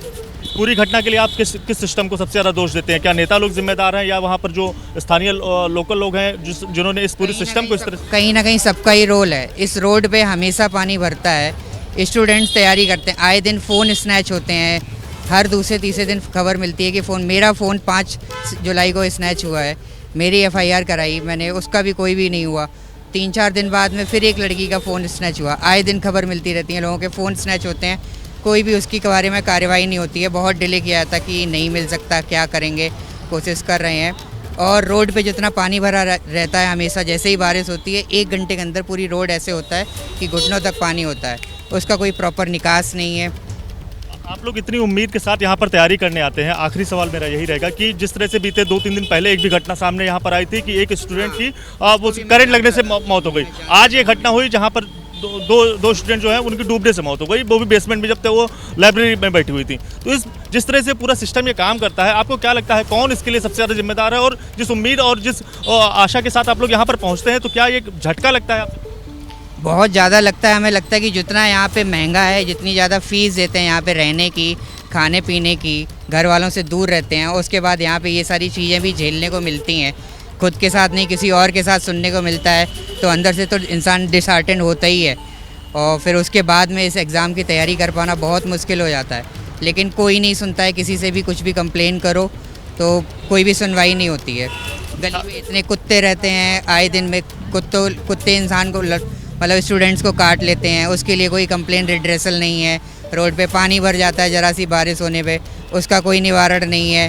फ़ोन स्नैच होते रहते हैं, उसका कोई निवारण नहीं है। जिस तरह से पूरी घटना हुई इसके बाद हम देख रहे हैं लगातार जो सियासत है वो भी शुरू हो गई है। जो पार्टियां हैं वो एक दूसरे के ऊपर आरोप लगाना शुरू कर रही हैं कि इनकी जिम्मेदारी थी, इन लोगों ने सही से काम नहीं किया। क्या आपकी मांग है और क्या जो आपकी दोस्त की जब इस पूरी घटना में मौत हो गई है, उनके लिए आप किस तरह से न्याय की उम्मीद लगाएंगे? मुझे तो बिल्कुल भी न्याय की उम्मीद नहीं है, क्योंकि चाहे सारी पार्टियां हैं, सब बस एक दूसरे का ही, कभी एक पार्टी शासन में होती है तो दूसरे को ब्लेम करती है, दूसरी पार्टी शासन में होती है तो पहले वाले को ब्लेम करती है, बाकी करते कोई कुछ नहीं। दिल्ली की राजधानी में, मेन सेंट्रल दिल्ली में, करोल बाग के पास में, ओल्ड राजेंद्र नगर की रोड पे ये हाल है कि आधा घंटे बारिश होने के बाद में रोड पे इस तरीके से पानी भरता है, जहाँ पे पूरे देश के छात्र आते हैं जो IAS की तैयारी करने के लिए। सबसे बेस्ट माइंड्स आते हैं IIT से और BHU से, दिल्ली यूनिवर्सिटी से, सब जगह से, और उसके बाद में यहाँ पे इस तरीके की व्यवस्था है, इतने ज़्यादा रेंट्स के बाद में, तो किसी से क्या ही उम्मीद करेंगे। इंस्टीट्यूट वालों से किसी तरह का कोई संपर्क हुआ या फिर लाइब्रेरी चलाने वाले जो वहाँ पर रहते हैं जिम्मेदार व्यक्ति, उनसे किसी तरह का कोई संपर्क हुआ, कुछ कांटेक्ट उनसे? नहीं, हमारा किसी का कोई कांटेक्ट नहीं हो पाया। पुलिस वालों ने शायद किया हो तो मैं नहीं कह सकता। ये बताइएगा कि इस पूरी घटना के लिए आप सबसे ज़्यादा दोषी किसको मानते हैं? मैं सबसे ज़्यादा दोषी मानता हूँ कि यहाँ के प्रशासन को, कि बेसमेंट में अगर किसी को लाइब्रेरी या फिर कोचिंग अलाउ की गई है तो उसका प्रॉपर निकास की व्यवस्था होनी चाहिए, कि ताकि अगर इमरजेंसी एग्ज़िट होना चाहिए, कि अगर एक दरवाज़ा बंद हो जाता है तो दूसरे इमरजेंसी एग्ज़िट के थ्रू बच्चे निकल सकें। और जो कि ज़्यादातर किसी भी लाइब्रेरीज़ में इस तरीके की सुविधा नहीं है। कुछ लाइब्रेरी प्रोवाइड करती हैं ये चीज़, तो वो बहुत अच्छी चीज़ है, लेकिन सारी में नहीं है ऐसा। क्या क्या सुविधाएं खासकर होनी चाहिए? कम से कम नहीं तो एक तो अग्निशमक यंत्र होना चाहिए, 2 निकासी के लिए वो मतलब दरवाजे होने चाहिए, ताकि एक से अगर कोई इंसान फंस जाए तो दूसरे से बाहर निकल सके।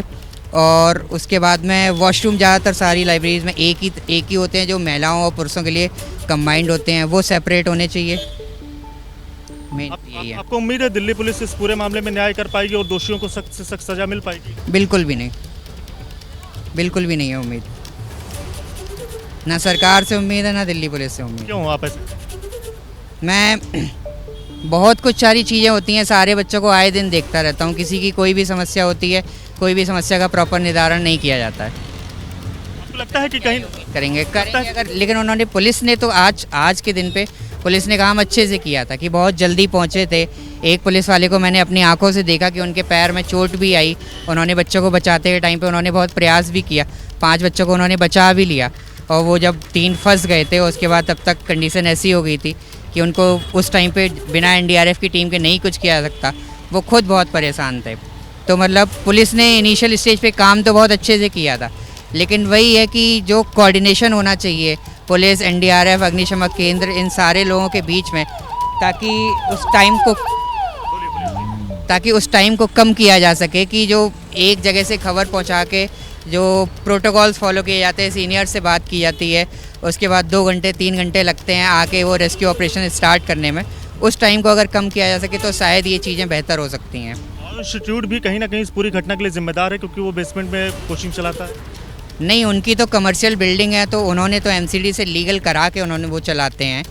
तो हाँ, ये कि इस चीज़ को और बेहतर किया जा सकता था, लेकिन जिम्मेदार ठहराना बिना सारी जानकारी के उचित नहीं होगा मेरी तरफ से। दोस्त की आपकी इस पूरी घटना में जान गई, उनके पेरेंट्स को कब तक आप लोग इन्फॉर्म करेंगे या कैसे सूचना पहुँचाएंगे?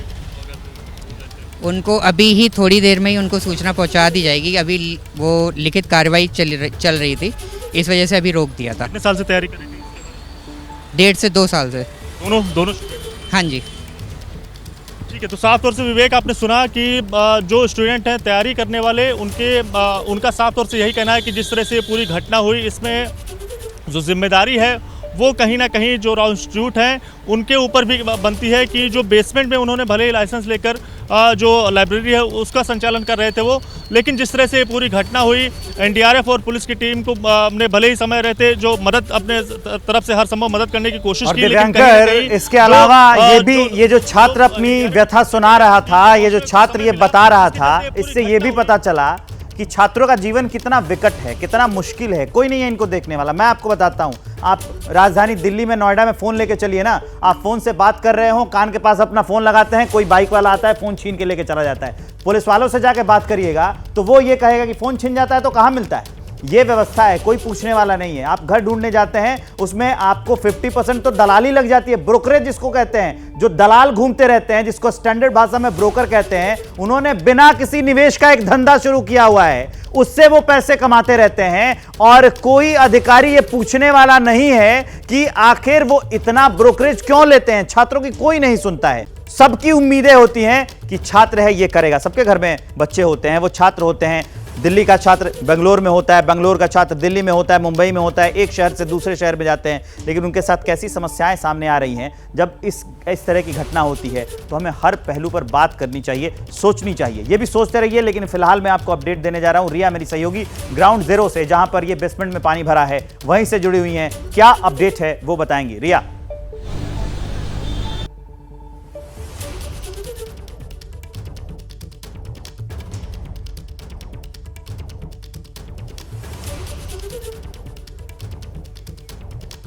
तो ये हम आपको खबर बता रहे हैं। जिन दर्शकों ने अभी अपना टीवी सेट खोला है, एक बार फिर से मैं पूरी खबर उनको ब्रीफ में बताने जा रहा हूं।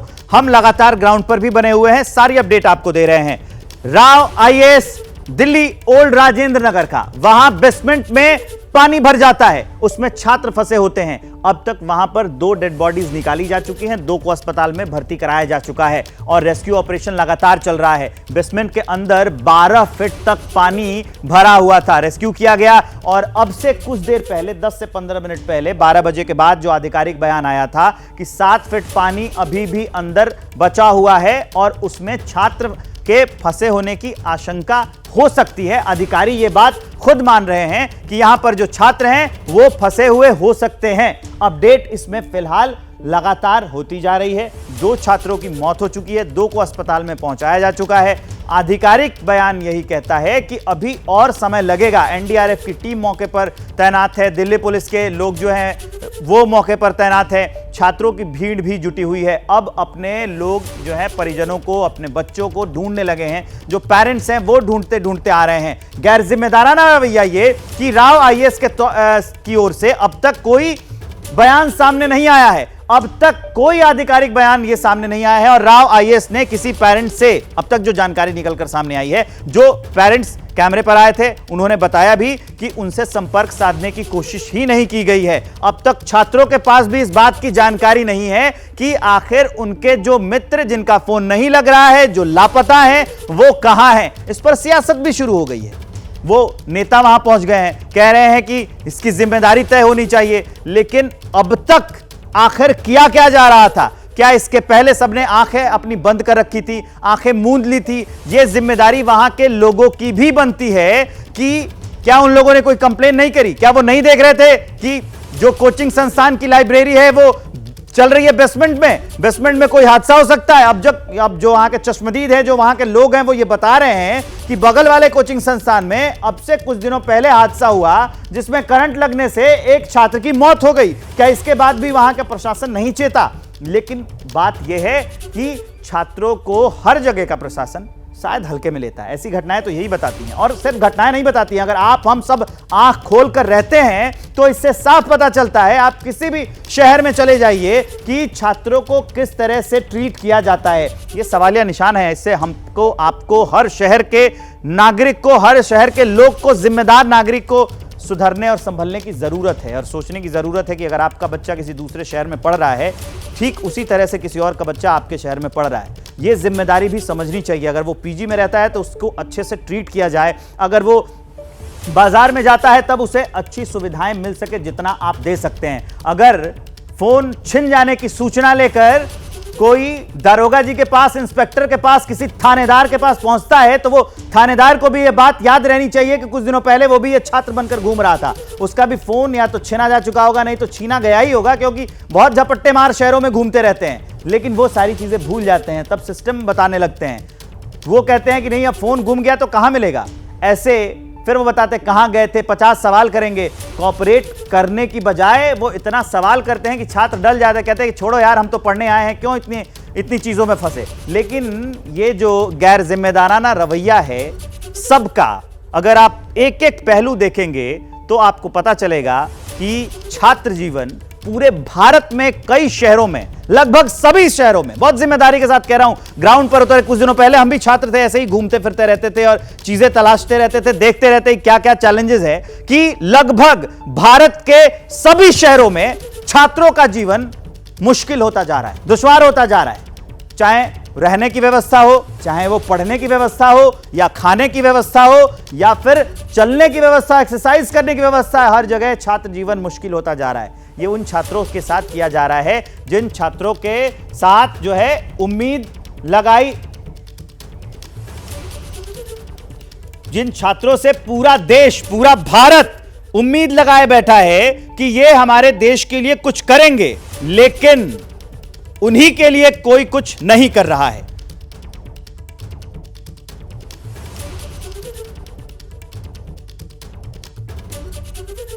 हम आपको तस्वीरें लगातार दिखा रहे हैं, खबर लगातार बता रहे हैं। ग्राउंड जीरो से मेरे दो सहयोगी मेघा उपाध्याय और रिया लगातार जुड़ी हुई हैं और दिव्यांकर भी अस्पताल से जुड़े हुए हैं। अस्पताल से क्या अपडेट है, दिव्यांकर हमें बताएंगे।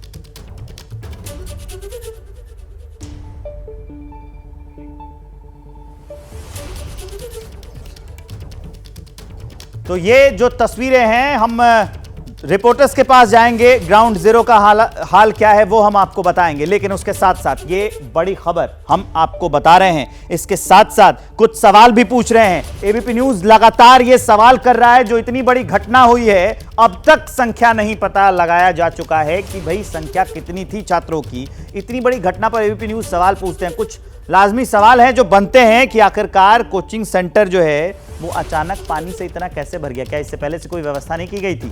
इतना बड़ा हादसा कैसे हुआ? अगर पानी भरा भी तो इतना पानी कैसे भर गया? 12 फीट पानी कम होता है, दो अगर मान लीजिए 6-6 फीट के दो आदमियों की भी हाइट आप ले लेंगे, 6 फीट हालांकि बहुत लंबा है, लोगों की हाइट कम होती जा रही है, 5 फीट का भी आदमी ले लें तब भी 2 लोग आराम से डूब जाएंगे, 2 फीट फिर भी बचेगा, या 5.5 फीट ले लें तब भी 1 फीट पानी बच जाएगा। इतना ज्यादा पानी कैसे आ गया? बेसमेंट पहले से था भरा हुआ। छात्रों की जिंदगी जो मुसीबत में ये डाली गई है, जो 2 डेड बॉडीज निकाली गई है, उसकी जिम्मेदारी किसकी है?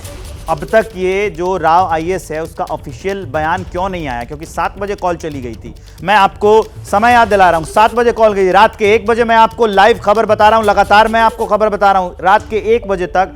अब तक कोई स्टेटमेंट राव आईएएस के ऑफिशियल के ओर से नहीं आया। छात्रों के बचाने पर सियासत भी शुरू हो गई है, ये भी सोचने वाली बात है। और इसके साथ साथ ये भी सोचने वाली बात है कि हम 2024 में रह रहे हैं, बड़े नेताओं के बड़े वादे होते हैं। आप हर नेता के भाषण में सुनते हैं, हम आपको सुनाते हैं, आपके अगल बगल जो नेता जाके रैली करते हैं उसमें भी जाके बताते हैं कि हम इंडिया वाले हैं, हम विकसित हो गए हैं, हम दुनिया का निर्माण करने वाले हैं, हम 5वीं अर्थव्यवस्था हैं, कुछ दिन में 3री अर्थव्यवस्था बन जाएंगे। और उसी जो देश के बारे में बड़ी बड़ी बातें होती हैं ना, उसी बड़े देश भारत की बड़ी राजधानी में 7 बजे कॉल जाती है, रात के 1 बजे मैं ये पूछ रहा हूं और आपको बता रहा हूं कि 12 फीट पानी एक कोचिंग संस्थान के बेसमेंट से निकाला नहीं जा सका है। उसमें अभी भी छात्र फंसे हुए हैं और उस कोचिंग संस्थान के ऑफिशियल के ओर से कोई बयान सामने नहीं आया। क्या यह प्रशासन की नाकामी नहीं है? क्या यह पुलिस फोर्स की नाकामी नहीं है? क्या प्रशासन ने अब तक नहीं पूछा उससे कि भाई कितने बच्चे फंसे थे?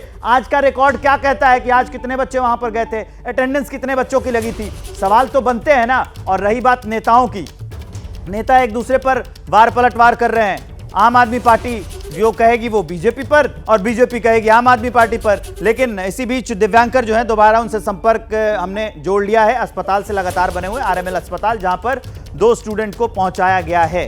2 डेड बॉडीज हैं पहले से, 2 छात्राओं की मौत हो गई है। अब तक जो छात्रों को पहुंचाया गया था उनके बारे में क्या अपडेट है दिव्यांकर?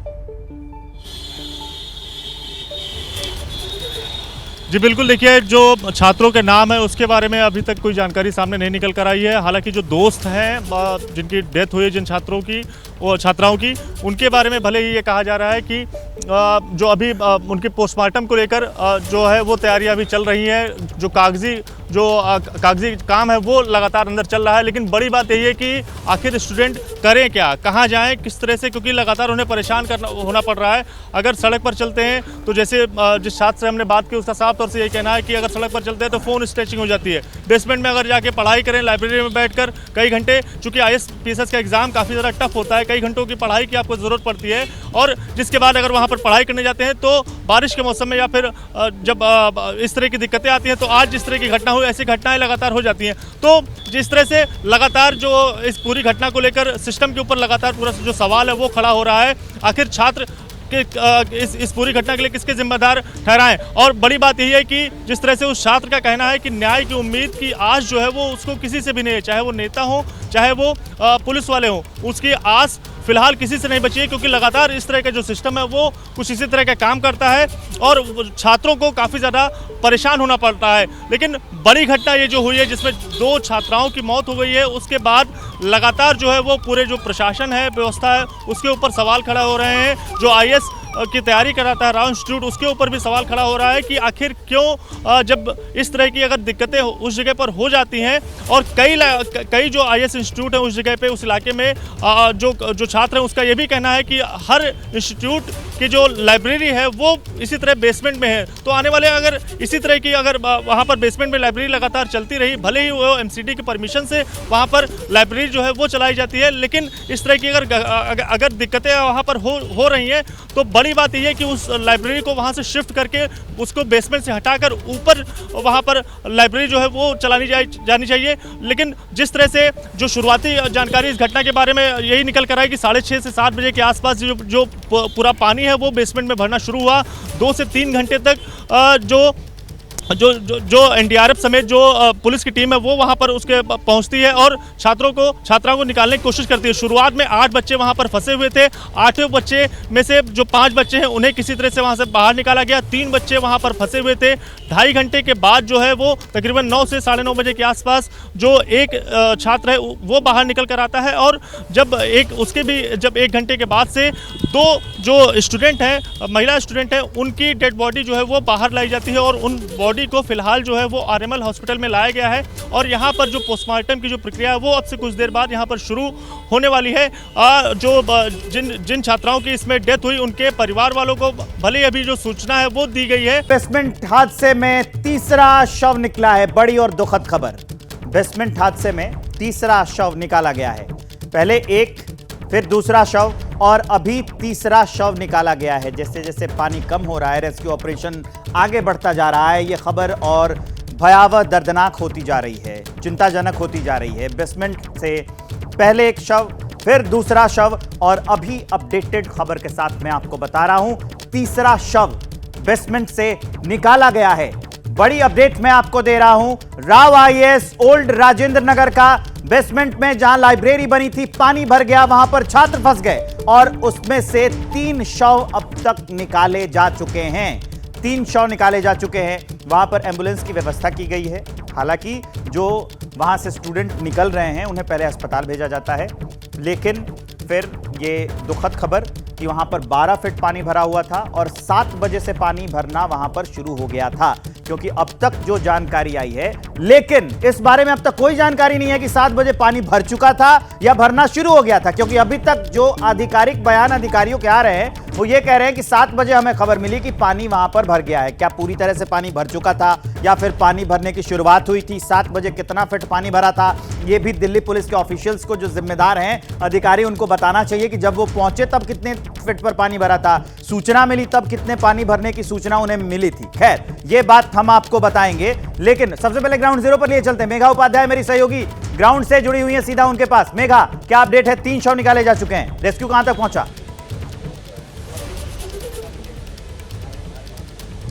जी हाँ, देखिए विवेक, अभी भी तकरीबन 6 से 7 फुट पानी बताया जा रहा है, लेकिन हमारे पास जो सवाल शुरू से हम उठा रहे हैं कि आखिर कोचिंग किस तरीके से है, कितनी कैपेसिटी में स्टूडेंट्स बैठते थे, एंट्री और एग्जिट गेट किस तरीके से थे, ये तमाम सवालों का जवाब मैं अभी आपको देने वाली हूँ, क्योंकि हमारे साथ जो मौजूद है उनका, वो यहाँ पर कोचिंग में एज अ स्टाफ काम करते हैं, तो उनके पास तमाम जानकारी है। हम उनसे सबसे पहले सवाल लेते हैं। ये बता दीजिए कि यहाँ पर बेसमेंट में कोचिंग, माफ कीजिएगा, बेसमेंट में लाइब्रेरी, ये परमिशन थी इसको लेकर कुछ? Ma'am, first of all I don't work as a staff here in any coaching, और कहीं पे भी बेसमेंट में इतने बच्चे। सर, आप यहाँ किस तरीके से कोचिंग या कुछ काम करते हैं? I work as a faculty ना। Sorry, faculty, sorry. हाँ, और मैम पहली बात तो ये कोई भी परमिशन नहीं है कहीं पे भी बेसमेंट में ऐसे लाइब्रेरीज को रन करने का। ठीक है, there are around 50 odd libraries, जिसमें 300-400 बच्चे एक लाइब्रेरी में बैठ रहे हैं। आप 15,000, 20,000, 50,000 बच्चों की लाइफ को स्टेक में डाल देते हो। कोई भी मिसहैप होगा, गॉड फॉरबिड, कोई भी इलेक्ट्रोक्यूशन हुआ, कुछ भी हुआ, तो आपको अंदाज़ा भी नहीं है कि 5-5 फीट का रास्ता होता है निकलने का। ये जो लाइब्रेरीज में गेट कितने थे, एग्जिट एंट्री अलग-अलग गेट होता है मैम हर जगह सर, एक ही गेट था? गेट होता है, और वो भी सीढ़ियों से ऊपर आकर दूसरा रास्ता। और ऐसा नहीं है कि एडमिनिस्ट्रेशन में किसी को पता नहीं है, कोई ऐसे इलीगल काम तो चल नहीं रहा है। 100-50 लाइब्रेरीज हैं, तो ऐसा तो नहीं कि एडमिनिस्ट्रेशन में मालूम नहीं है किसी को। अच्छा, स्ट्रक्चर किस तरीके के होते हैं लाइब्रेरीज के? क्या सफोकेशन या पानी भरने का रास्ता या कांच, क्या पूरा डिटेल में? मैम, एक गेट होता है, गेट से नीचे जा करके स्टेयर्स होती है, अराउंड 10 स्टेयर्स होंगी, और नीचे जा करके 200 स्क्वायर यार्ड या 150 स्क्वायर यार्ड में लाइब्रेरी बनी होंगी। छोटे छोटे से केबिन्स होते हैं, they are basically reading room. ठीक है, और कोई भी मिसहैप होगा, कोई भी स्टैम्पेड होगा, कुछ भी होगा, तो वो निकलने का रास्ता ही नहीं है, क्योंकि सिर्फ 5 फुट का रास्ता है, एक ही रास्ता, और वो भी सीढ़ियों से हड़बड़ाहट के बाद बाहर आ। हाँ, और यहाँ पे भी एक लड़का ये बता रहा था जो नीचे बेसमेंट में था लाइब्रेरी में उस समय, तो उसने यही बोला कि जब वो गेट टूट करके पानी आ रहा था तो लड़के भागने के लिए बाहर निकले हैं, तो वापस गिर गए हैं 10-12 लड़के। इधर आ जाइए, बाहर आ जाइए। कौन आप? मैं अभी मैम पंप, मैं स्टूडेंट ही हूँ। यहाँ पे जो पंप लेके जा रहे थे उनकी हेल्प करी थी मैंने, उन लोगों ने बोला था क्योंकि आप स्टूडेंट और आपने हेल्प करी। क्या सिचुएशन था, कैसे लोग निकल रहे थे? सिचुएशन ऐसी है, वो ग्राउंड फ्लोर ही थी, ग्राउंड फ्लोर के नीचे बेसमेंट टाइप का बना है, इन लोगों ने कॉलम टाइप का बना रखा, साथ में जो सीढ़ियाँ आ रही थी और साइड में उनकी लिफ्ट थी, तो जो कॉलम्स है वहाँ से पंप लगा के उन लोग पानी निकाल रहे हैं। एक ही बेसमेंट है जिसके 2 डिवाइड कर रहे हैं, एक साइड लाइब्रेरी रखी है और एक साइड खाली है, तो दोनों साइड से पानी निकल रहा है। बहुत ज़्यादा कठिन समय ही है, मैं ये बता सकता हूँ। मगर हाँ, एक चीज़ ये ज़रूर बोलूँगा कि एनडीआरएफ की टीम बहुत अच्छा काम कर रही है अपनी तरफ से। कि रास्ते कितने, एग्जिट एंट्री अलग-अलग या सिर्फ एक रास्ता? मैम, एक ही रास्ता है, वहीं से सीढ़ी और साइड से क्या बोलते हैं उनकी लिफ्ट है। और वो जो एरिया लाइब्रेरी का, क्या वो कॉम्पैक्ट होता है? वो बहुत कॉम्पैक्ट है। मैं आपके सामने एक क्वेश्चन छोड़ के जाता हूँ, शायद आपकी टीवी डिबेट में काम आए, जहाँ आप पूछ सके आपके जो नेता है, आम आदमी पार्टी के नेता, उनसे ये चीज़ पूछना चाहूँगा कि जब एक रूल हुआ है कि क्या बोलते ग्राउंड लेवल पे ही आपको क्या बोलते पार्किंग रखना है, तो नीचे बेसमेंट बनाने की इनको ज़रूरत क्यों पड़ेगी? क्या आप लोगों ने, आप स्टूडेंट्स हैं, आपको जानकारी, आपने इस पर कभी बात करने की कोशिश? हम लोगों, मैम, हमने भी टाइम से हम लोगों ने सब चीज कर सके, स्टूडेंट यूनियन बना सकते हैं। कैसे बन गया समझ में नहीं आ रहा। दिल्ली में तो अलाउड नहीं है, नई बिल्डिंग है आपके सामने है, कितने कौपन किए हैं। इसका एक ही रीजन है ना, करप्शन। कौन है ये लोग? ये लोग जो अभी जाग रहे हैं, इन लोगों से भी 2 बोतल, एक पैसे पे 2 बोतल फ्री। पहले क्या कर रहे थे? कभी कंप्लेंट की? ये जो पीछे वाले भाई साहब बोल रहे हैं, नहीं इससे पहले, जी हाँ बिल्कुल विवेक, ये आप इधर आ जाइए, इधर आ जाइए। आपने क्या कभी कंप्लेन की सर? आप इतना जो अभी बता रहा हूँ, दिल्ली फायर सर्विस के हेड है अतुल गर्ग सर, ठीक है। उन्होंने रिसेंटली ये बेसमेंट में जितने हैं ना, इनको इनमें लगा था कि इसको चलना नहीं है। रिसेंटली इन्होंने कैसे पता नहीं क्या हो करके इन्होंने अलाउ कर दिया। आपने आरटीआई फाइल की थी? मैंने मार्च में आरटीआई फाइल की थी। जो लाइब्रेरी बेसमेंट में चल रही है उनका एसओपी क्या है, उनके प्रोसीजर क्या है कि एक एंट्री एग्जिट है, आग इसके पास एनओपी एसओपी है कि नहीं। मैंने फायर सेफ्टी से पूछा था, जो दिल्ली का फायर सेफ्टी डिपार्टमेंट है, मैंने उनसे पूछा था कि क्या है, तो उन्होंने कहा कि ऐसा कोई एसओपी हम लोग इशू नहीं करते हैं, कोई ऐसी परमिशन की जरूरत नहीं पड़ती है। मैंने उनसे पूछा था कि कितनी डेथ ऑलरेडी हो चुकी है फायर के से लाइब्रेरीज में, तो उन्होंने लगा कि हम ऐसा डेटा भी मेंटेन नहीं करते। ये मैंने मार्च में आरटीआई फाइल की थी। जो सवाल आपका है, पूछूंगा, जो सवाल आपका है, पहले मैं एक बार तस्वीरें दिखाते हैं इस वक्त रेस्क्यू ऑपरेशन का क्या हालात है। जरा रास्ता दिखाइए, मैं आपको जरा तस्वीरें दिखाती हूँ विवेक कि अभी रेस्क्यू ऑपरेशन का क्या हाल है, एनडीआरएफ कैसे काम कर रही है, क्योंकि 3 शव अब तक निकाले जा चुके हैं, अभी भी रेस्क्यू ऑपरेशन जारी है। और जो सवाल हम लगातार पूछ रहे हैं, ऐसे कई स्टूडेंट्स हैं जिन्होंने इसको लेकर सवाल खड़े किए, सवाल पूछे, लेकिन जवाब नहीं मिला। आप जरा इधर देखिए, ये तमाम लोग हैं जिनको बार बार कहा जा रहा है कि वो घर चले जाएं, सेफ्टी का ध्यान रखें। यहाँ पर कुछ स्टूडेंट्स भी, जरा रास्ता दीजिए जरा इधर, तो जरा देखिए यहाँ पर भी मैं आपको जरा तस्वीरें दिखाऊं इस तरफ आकर, तो आप देखेंगे अभी भी रेस्क्यू ऑपरेशन जो है वो जारी है। जहाँ से मैं तस्वीरें आपको पिछले कई घंटों से दिखा रही हूँ विवेक, मैं वापस वही 2 तस्वीरें आपको दिखाऊंगी, क्योंकि पानी जो है वहीं से निकल रहा है। पहले गेट के पास से तस्वीर जरा देखिए, मेरे कैमरा पर्सन सीके सिंह आपको दिखा रहे हैं गेट के पास से तस्वीर। जो पानी का बहाव है बिल्कुल जस का तस बना हुआ है। 7 बजे की घटना, 7 बजे फायर डिपार्टमेंट को कॉल आता है और अभी बज रहे हैं तकरीबन 12:30 के आसपास। उसके बावजूद हालात वही बने हैं। अब जरा मैं दूसरी तरफ आती हूँ, जो तस्वीर, माफ कीजिएगा 1:15, मैं आपको दिखाती हूँ इस वक्त क्या हाल है। जरा यहाँ पर आइए, ये देखिए, यहाँ देखिए, मेरे कैमरा पर्सन आपको दिखा रहे हैं जो बहाव है, इसकी रफ्तार में कोई कमी नहीं है। ये बहाव जो है बढ़ता ही जा रहा है। ये पूरा इलाका जो है बेसमेंट के पानी से पूरा लबालब भर चुका है। लोग उसी तरीके से, तमाम हमारे रिक्वेस्ट और चेतावनी के बावजूद लाइट काट दी गई है। एक और अपडेट जो विवेक आपको मैं दे दूं कि जब ये गेट जो है, इस तरफ आ जाइए, मैं आपको इस तरफ से दिखाती हूँ, इस तरफ आ जाइए। जब गेट यहाँ से जब स्टूडेंट्स निकलने की कोशिश की, क्योंकि बेसमेंट से जब स्टूडेंट्स बाहर आए, बाहर आने के बाद जो है एक और एम्बुलेंस पहुंची है, एक और एम्बुलेंस पहुंची है। जरा दूसरी तरफ दिखाइए, दूसरी तरफ दिखाइए। एक और एम्बुलेंस आप तस्वीरों में देख सकते हैं, एक और एम्बुलेंस यहाँ पर पहुंच चुकी है। ये मेरे नज़र के सामने 6ठी एम्बुलेंस है जो यहाँ पर पहुंची है। कुछ रोटेशन में आ रही है, वहीं कुछ अलग अलग एम्बुलेंस भी यहाँ पर पहुंच रही है। यहाँ पर 3 शव निकाले जा चुके हैं, रेस्क्यू किया जा रहा है। और अब जरा आगे की तस्वीर देखिए, जो गेट है वो गेट पूरा टूट चुका है। जब बताया जा रहा है कि स्टूडेंट्स बेसमेंट से बाहर आए, बाहर आने के बाद जो स्टूडेंट सुरक्षित बाहर आ गए, वो गेट से निकलने की कोशिश करने लगे, लेकिन बहाव इतना ज़्यादा था कि गेट उन पर टूट कर गिर गया। और अभी हमें जो स्टूडेंट्स ने बताया उसके मुताबिक 2 स्टूडेंट्स वहाँ पर अंदर बह गए। हालांकि वो 2 स्टूडेंट्स क्योंकि बाहर आ चुके थे, उसके बाद भी वो निकल गए। ये जो दरवाज़ा है ना, मेन गेट विवेक, जो मैं आपको दिखा पा रही हूँ यहाँ से तस्वीरों में, एम्बुलेंस जिस रास्ते से अंदर जा रही है आप देख पा रहे होंगे, ये गेट दरअसल टूट चुका है। ये गेट खुला नहीं बल्कि टूट चुका है, टूट के गिरा हुआ है। और एक और अपडेट जो ये है वो ये है कि तकरीबन 25 लोग, 4 टीमें, 25 लोग अंदर जो है अभी भी मौजूद है। टॉर्च लाइट के सहारे रेस्क्यू करने की कोशिश कर रहे हैं और गोताखोरों की मदद ली जा रही है। एनडीआरएफ की टीम में गोताखोर भी शामिल है।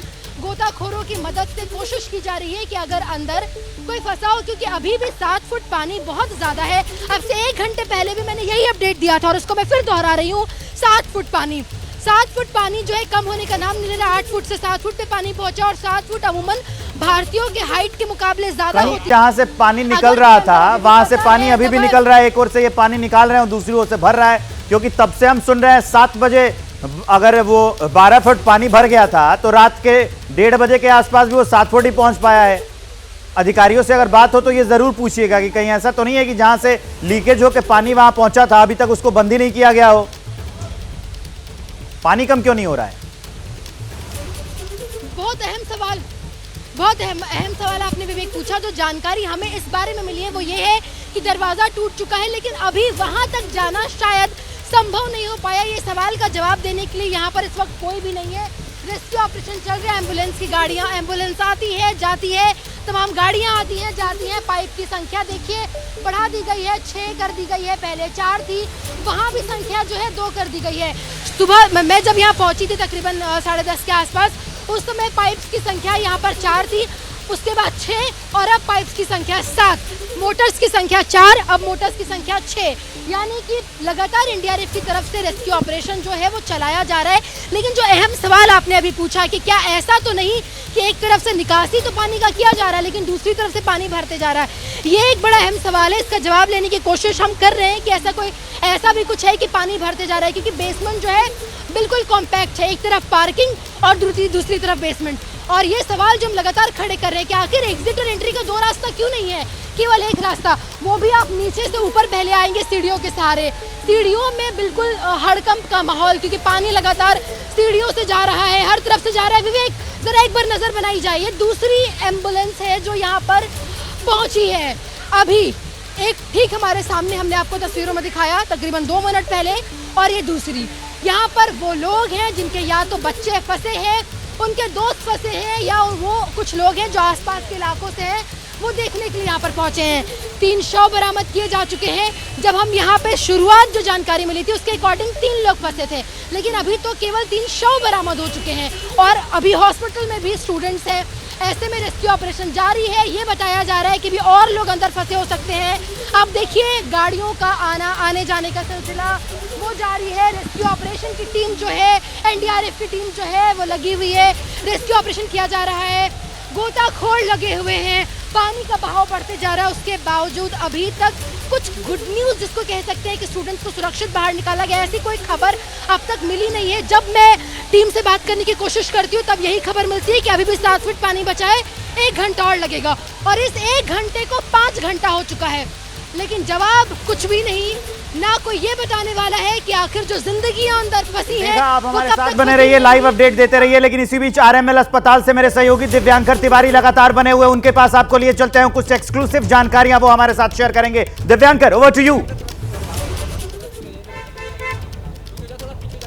जी बिल्कुल, देखिए मेरे साथ कुछ जो स्टूडेंट हैं जो आईएएस की तैयारी करते हैं वो हैं, और इनसे हम जानेंगे किस तरह की दिक्कतें और किस तरह की परेशानियां वहां पर लगातार हो रही हैं, और जब ये पूरी घटना हुई तो उस दौरान इन लोगों ने क्या कुछ देखा। ये बताइए, जब ये सारी चीज़ें हुई वहाँ पर क्या हर साल को इसी तरह की स्थितियाँ हो जाती हैं? जी, हर साल वहाँ पे पानी लगता है, वो एज अ बाउल टाइप बन जाता है वाजीराम इंस्टीट्यूट के ठीक सामने, तो वहाँ पे पानी की समस्या हर साल रहती है। ऐसा कोई भी साल नहीं रहा है जब पानी नहीं रहा है वहाँ पे, और कल तक कोई हादसा नहीं हुआ था, बट आज अनफॉर्चुनेटली एक हादसा हो गया है जिसमें शायद हमने किसी अपनों को खोया भी है। ठीक है, ये घटनाएं लगातार हो रही है। अभी कुछ दिन पहले भी एक स्टूडेंट है जिसकी करंट लगने से मौत हो गई। आज इस तरह की 2 घटना जिसमें अब तक 3 जो शव हैं, डेड बॉडी है, वो निकाली जाएगी जो स्टूडेंट तैयारी करते हैं। आप लोग को निराशा होती है, इतनी उम्मीद के साथ आप लोग यहाँ दिल्ली आते हैं, तैयारी करते हैं और इतने जुनून के साथ पढ़ाई करते हैं, लेकिन इस दौरान जब आसपास के लोगों के साथ इस तरह की घटना हो जाती है तो झटका लगता है? सर बिल्कुल झटका लगेगा, क्योंकि कहीं ना कहीं ये मेंटल डिस्टर्बेंस का भी एक बहुत बड़ा कारण है।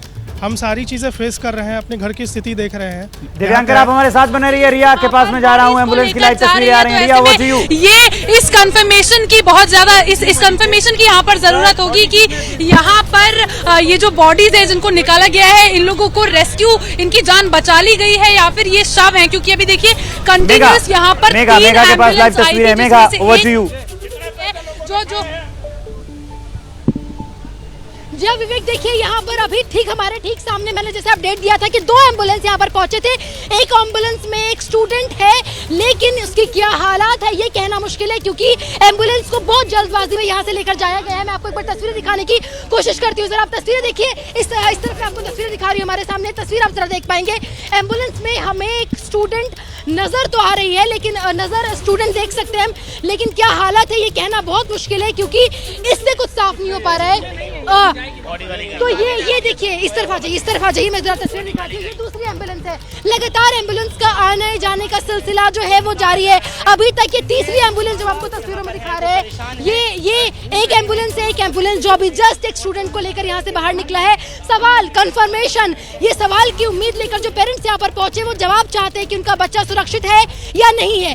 3 एम्बुलेंस बैक टू बैक अभी, और पहले से 6, टोटल 9 एम्बुलेंस यहाँ पर लगातार आ जा रही है, लेकिन ना कोई कंफर्मेशन इन्फॉर्मेशन मिल पा रहा है, ना कोई जानकारी मिल पा रही है। पेरेंट्स परेशान है, इसी तरीके से भटक रहे हैं। आपका भी अपना कोई अंदर है? यस मैम, हमारे अंदर तो नहीं है बट हमारे ही दोस्तों में से सब लोग हैं। आप लोग यही पढ़ते हैं? हाँ, यहीं पढ़ते हैं। पिछले इसमें कौन सी कोचिंग है?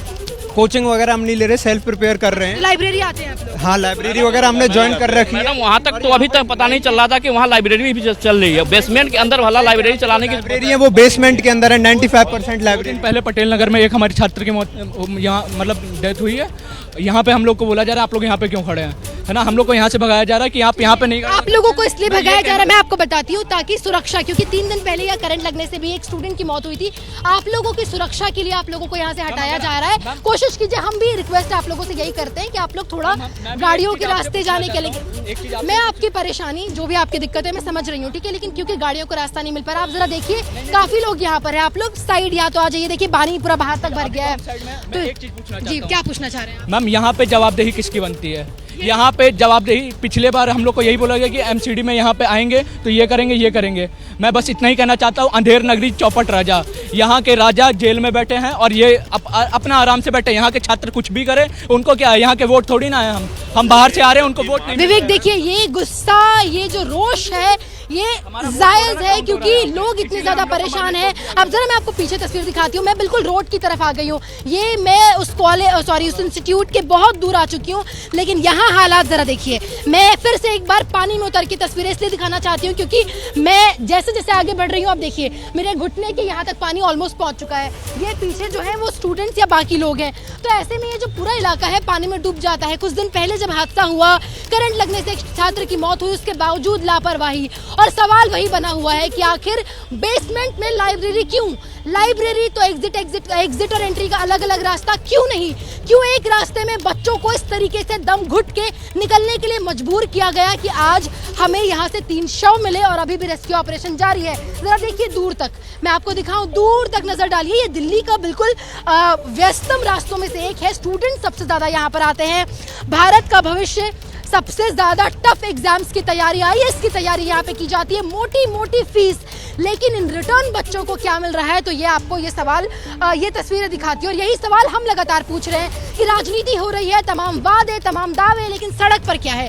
सड़क पर है पानी। और अभी तो मौसम बरसात का आया भी नहीं है, उसके बाद ये हाल है। शुरुआती दिनों में ये हाल है, अभी ही ये हाल है, तो आने वाले दिनों में हालात क्या होंगे?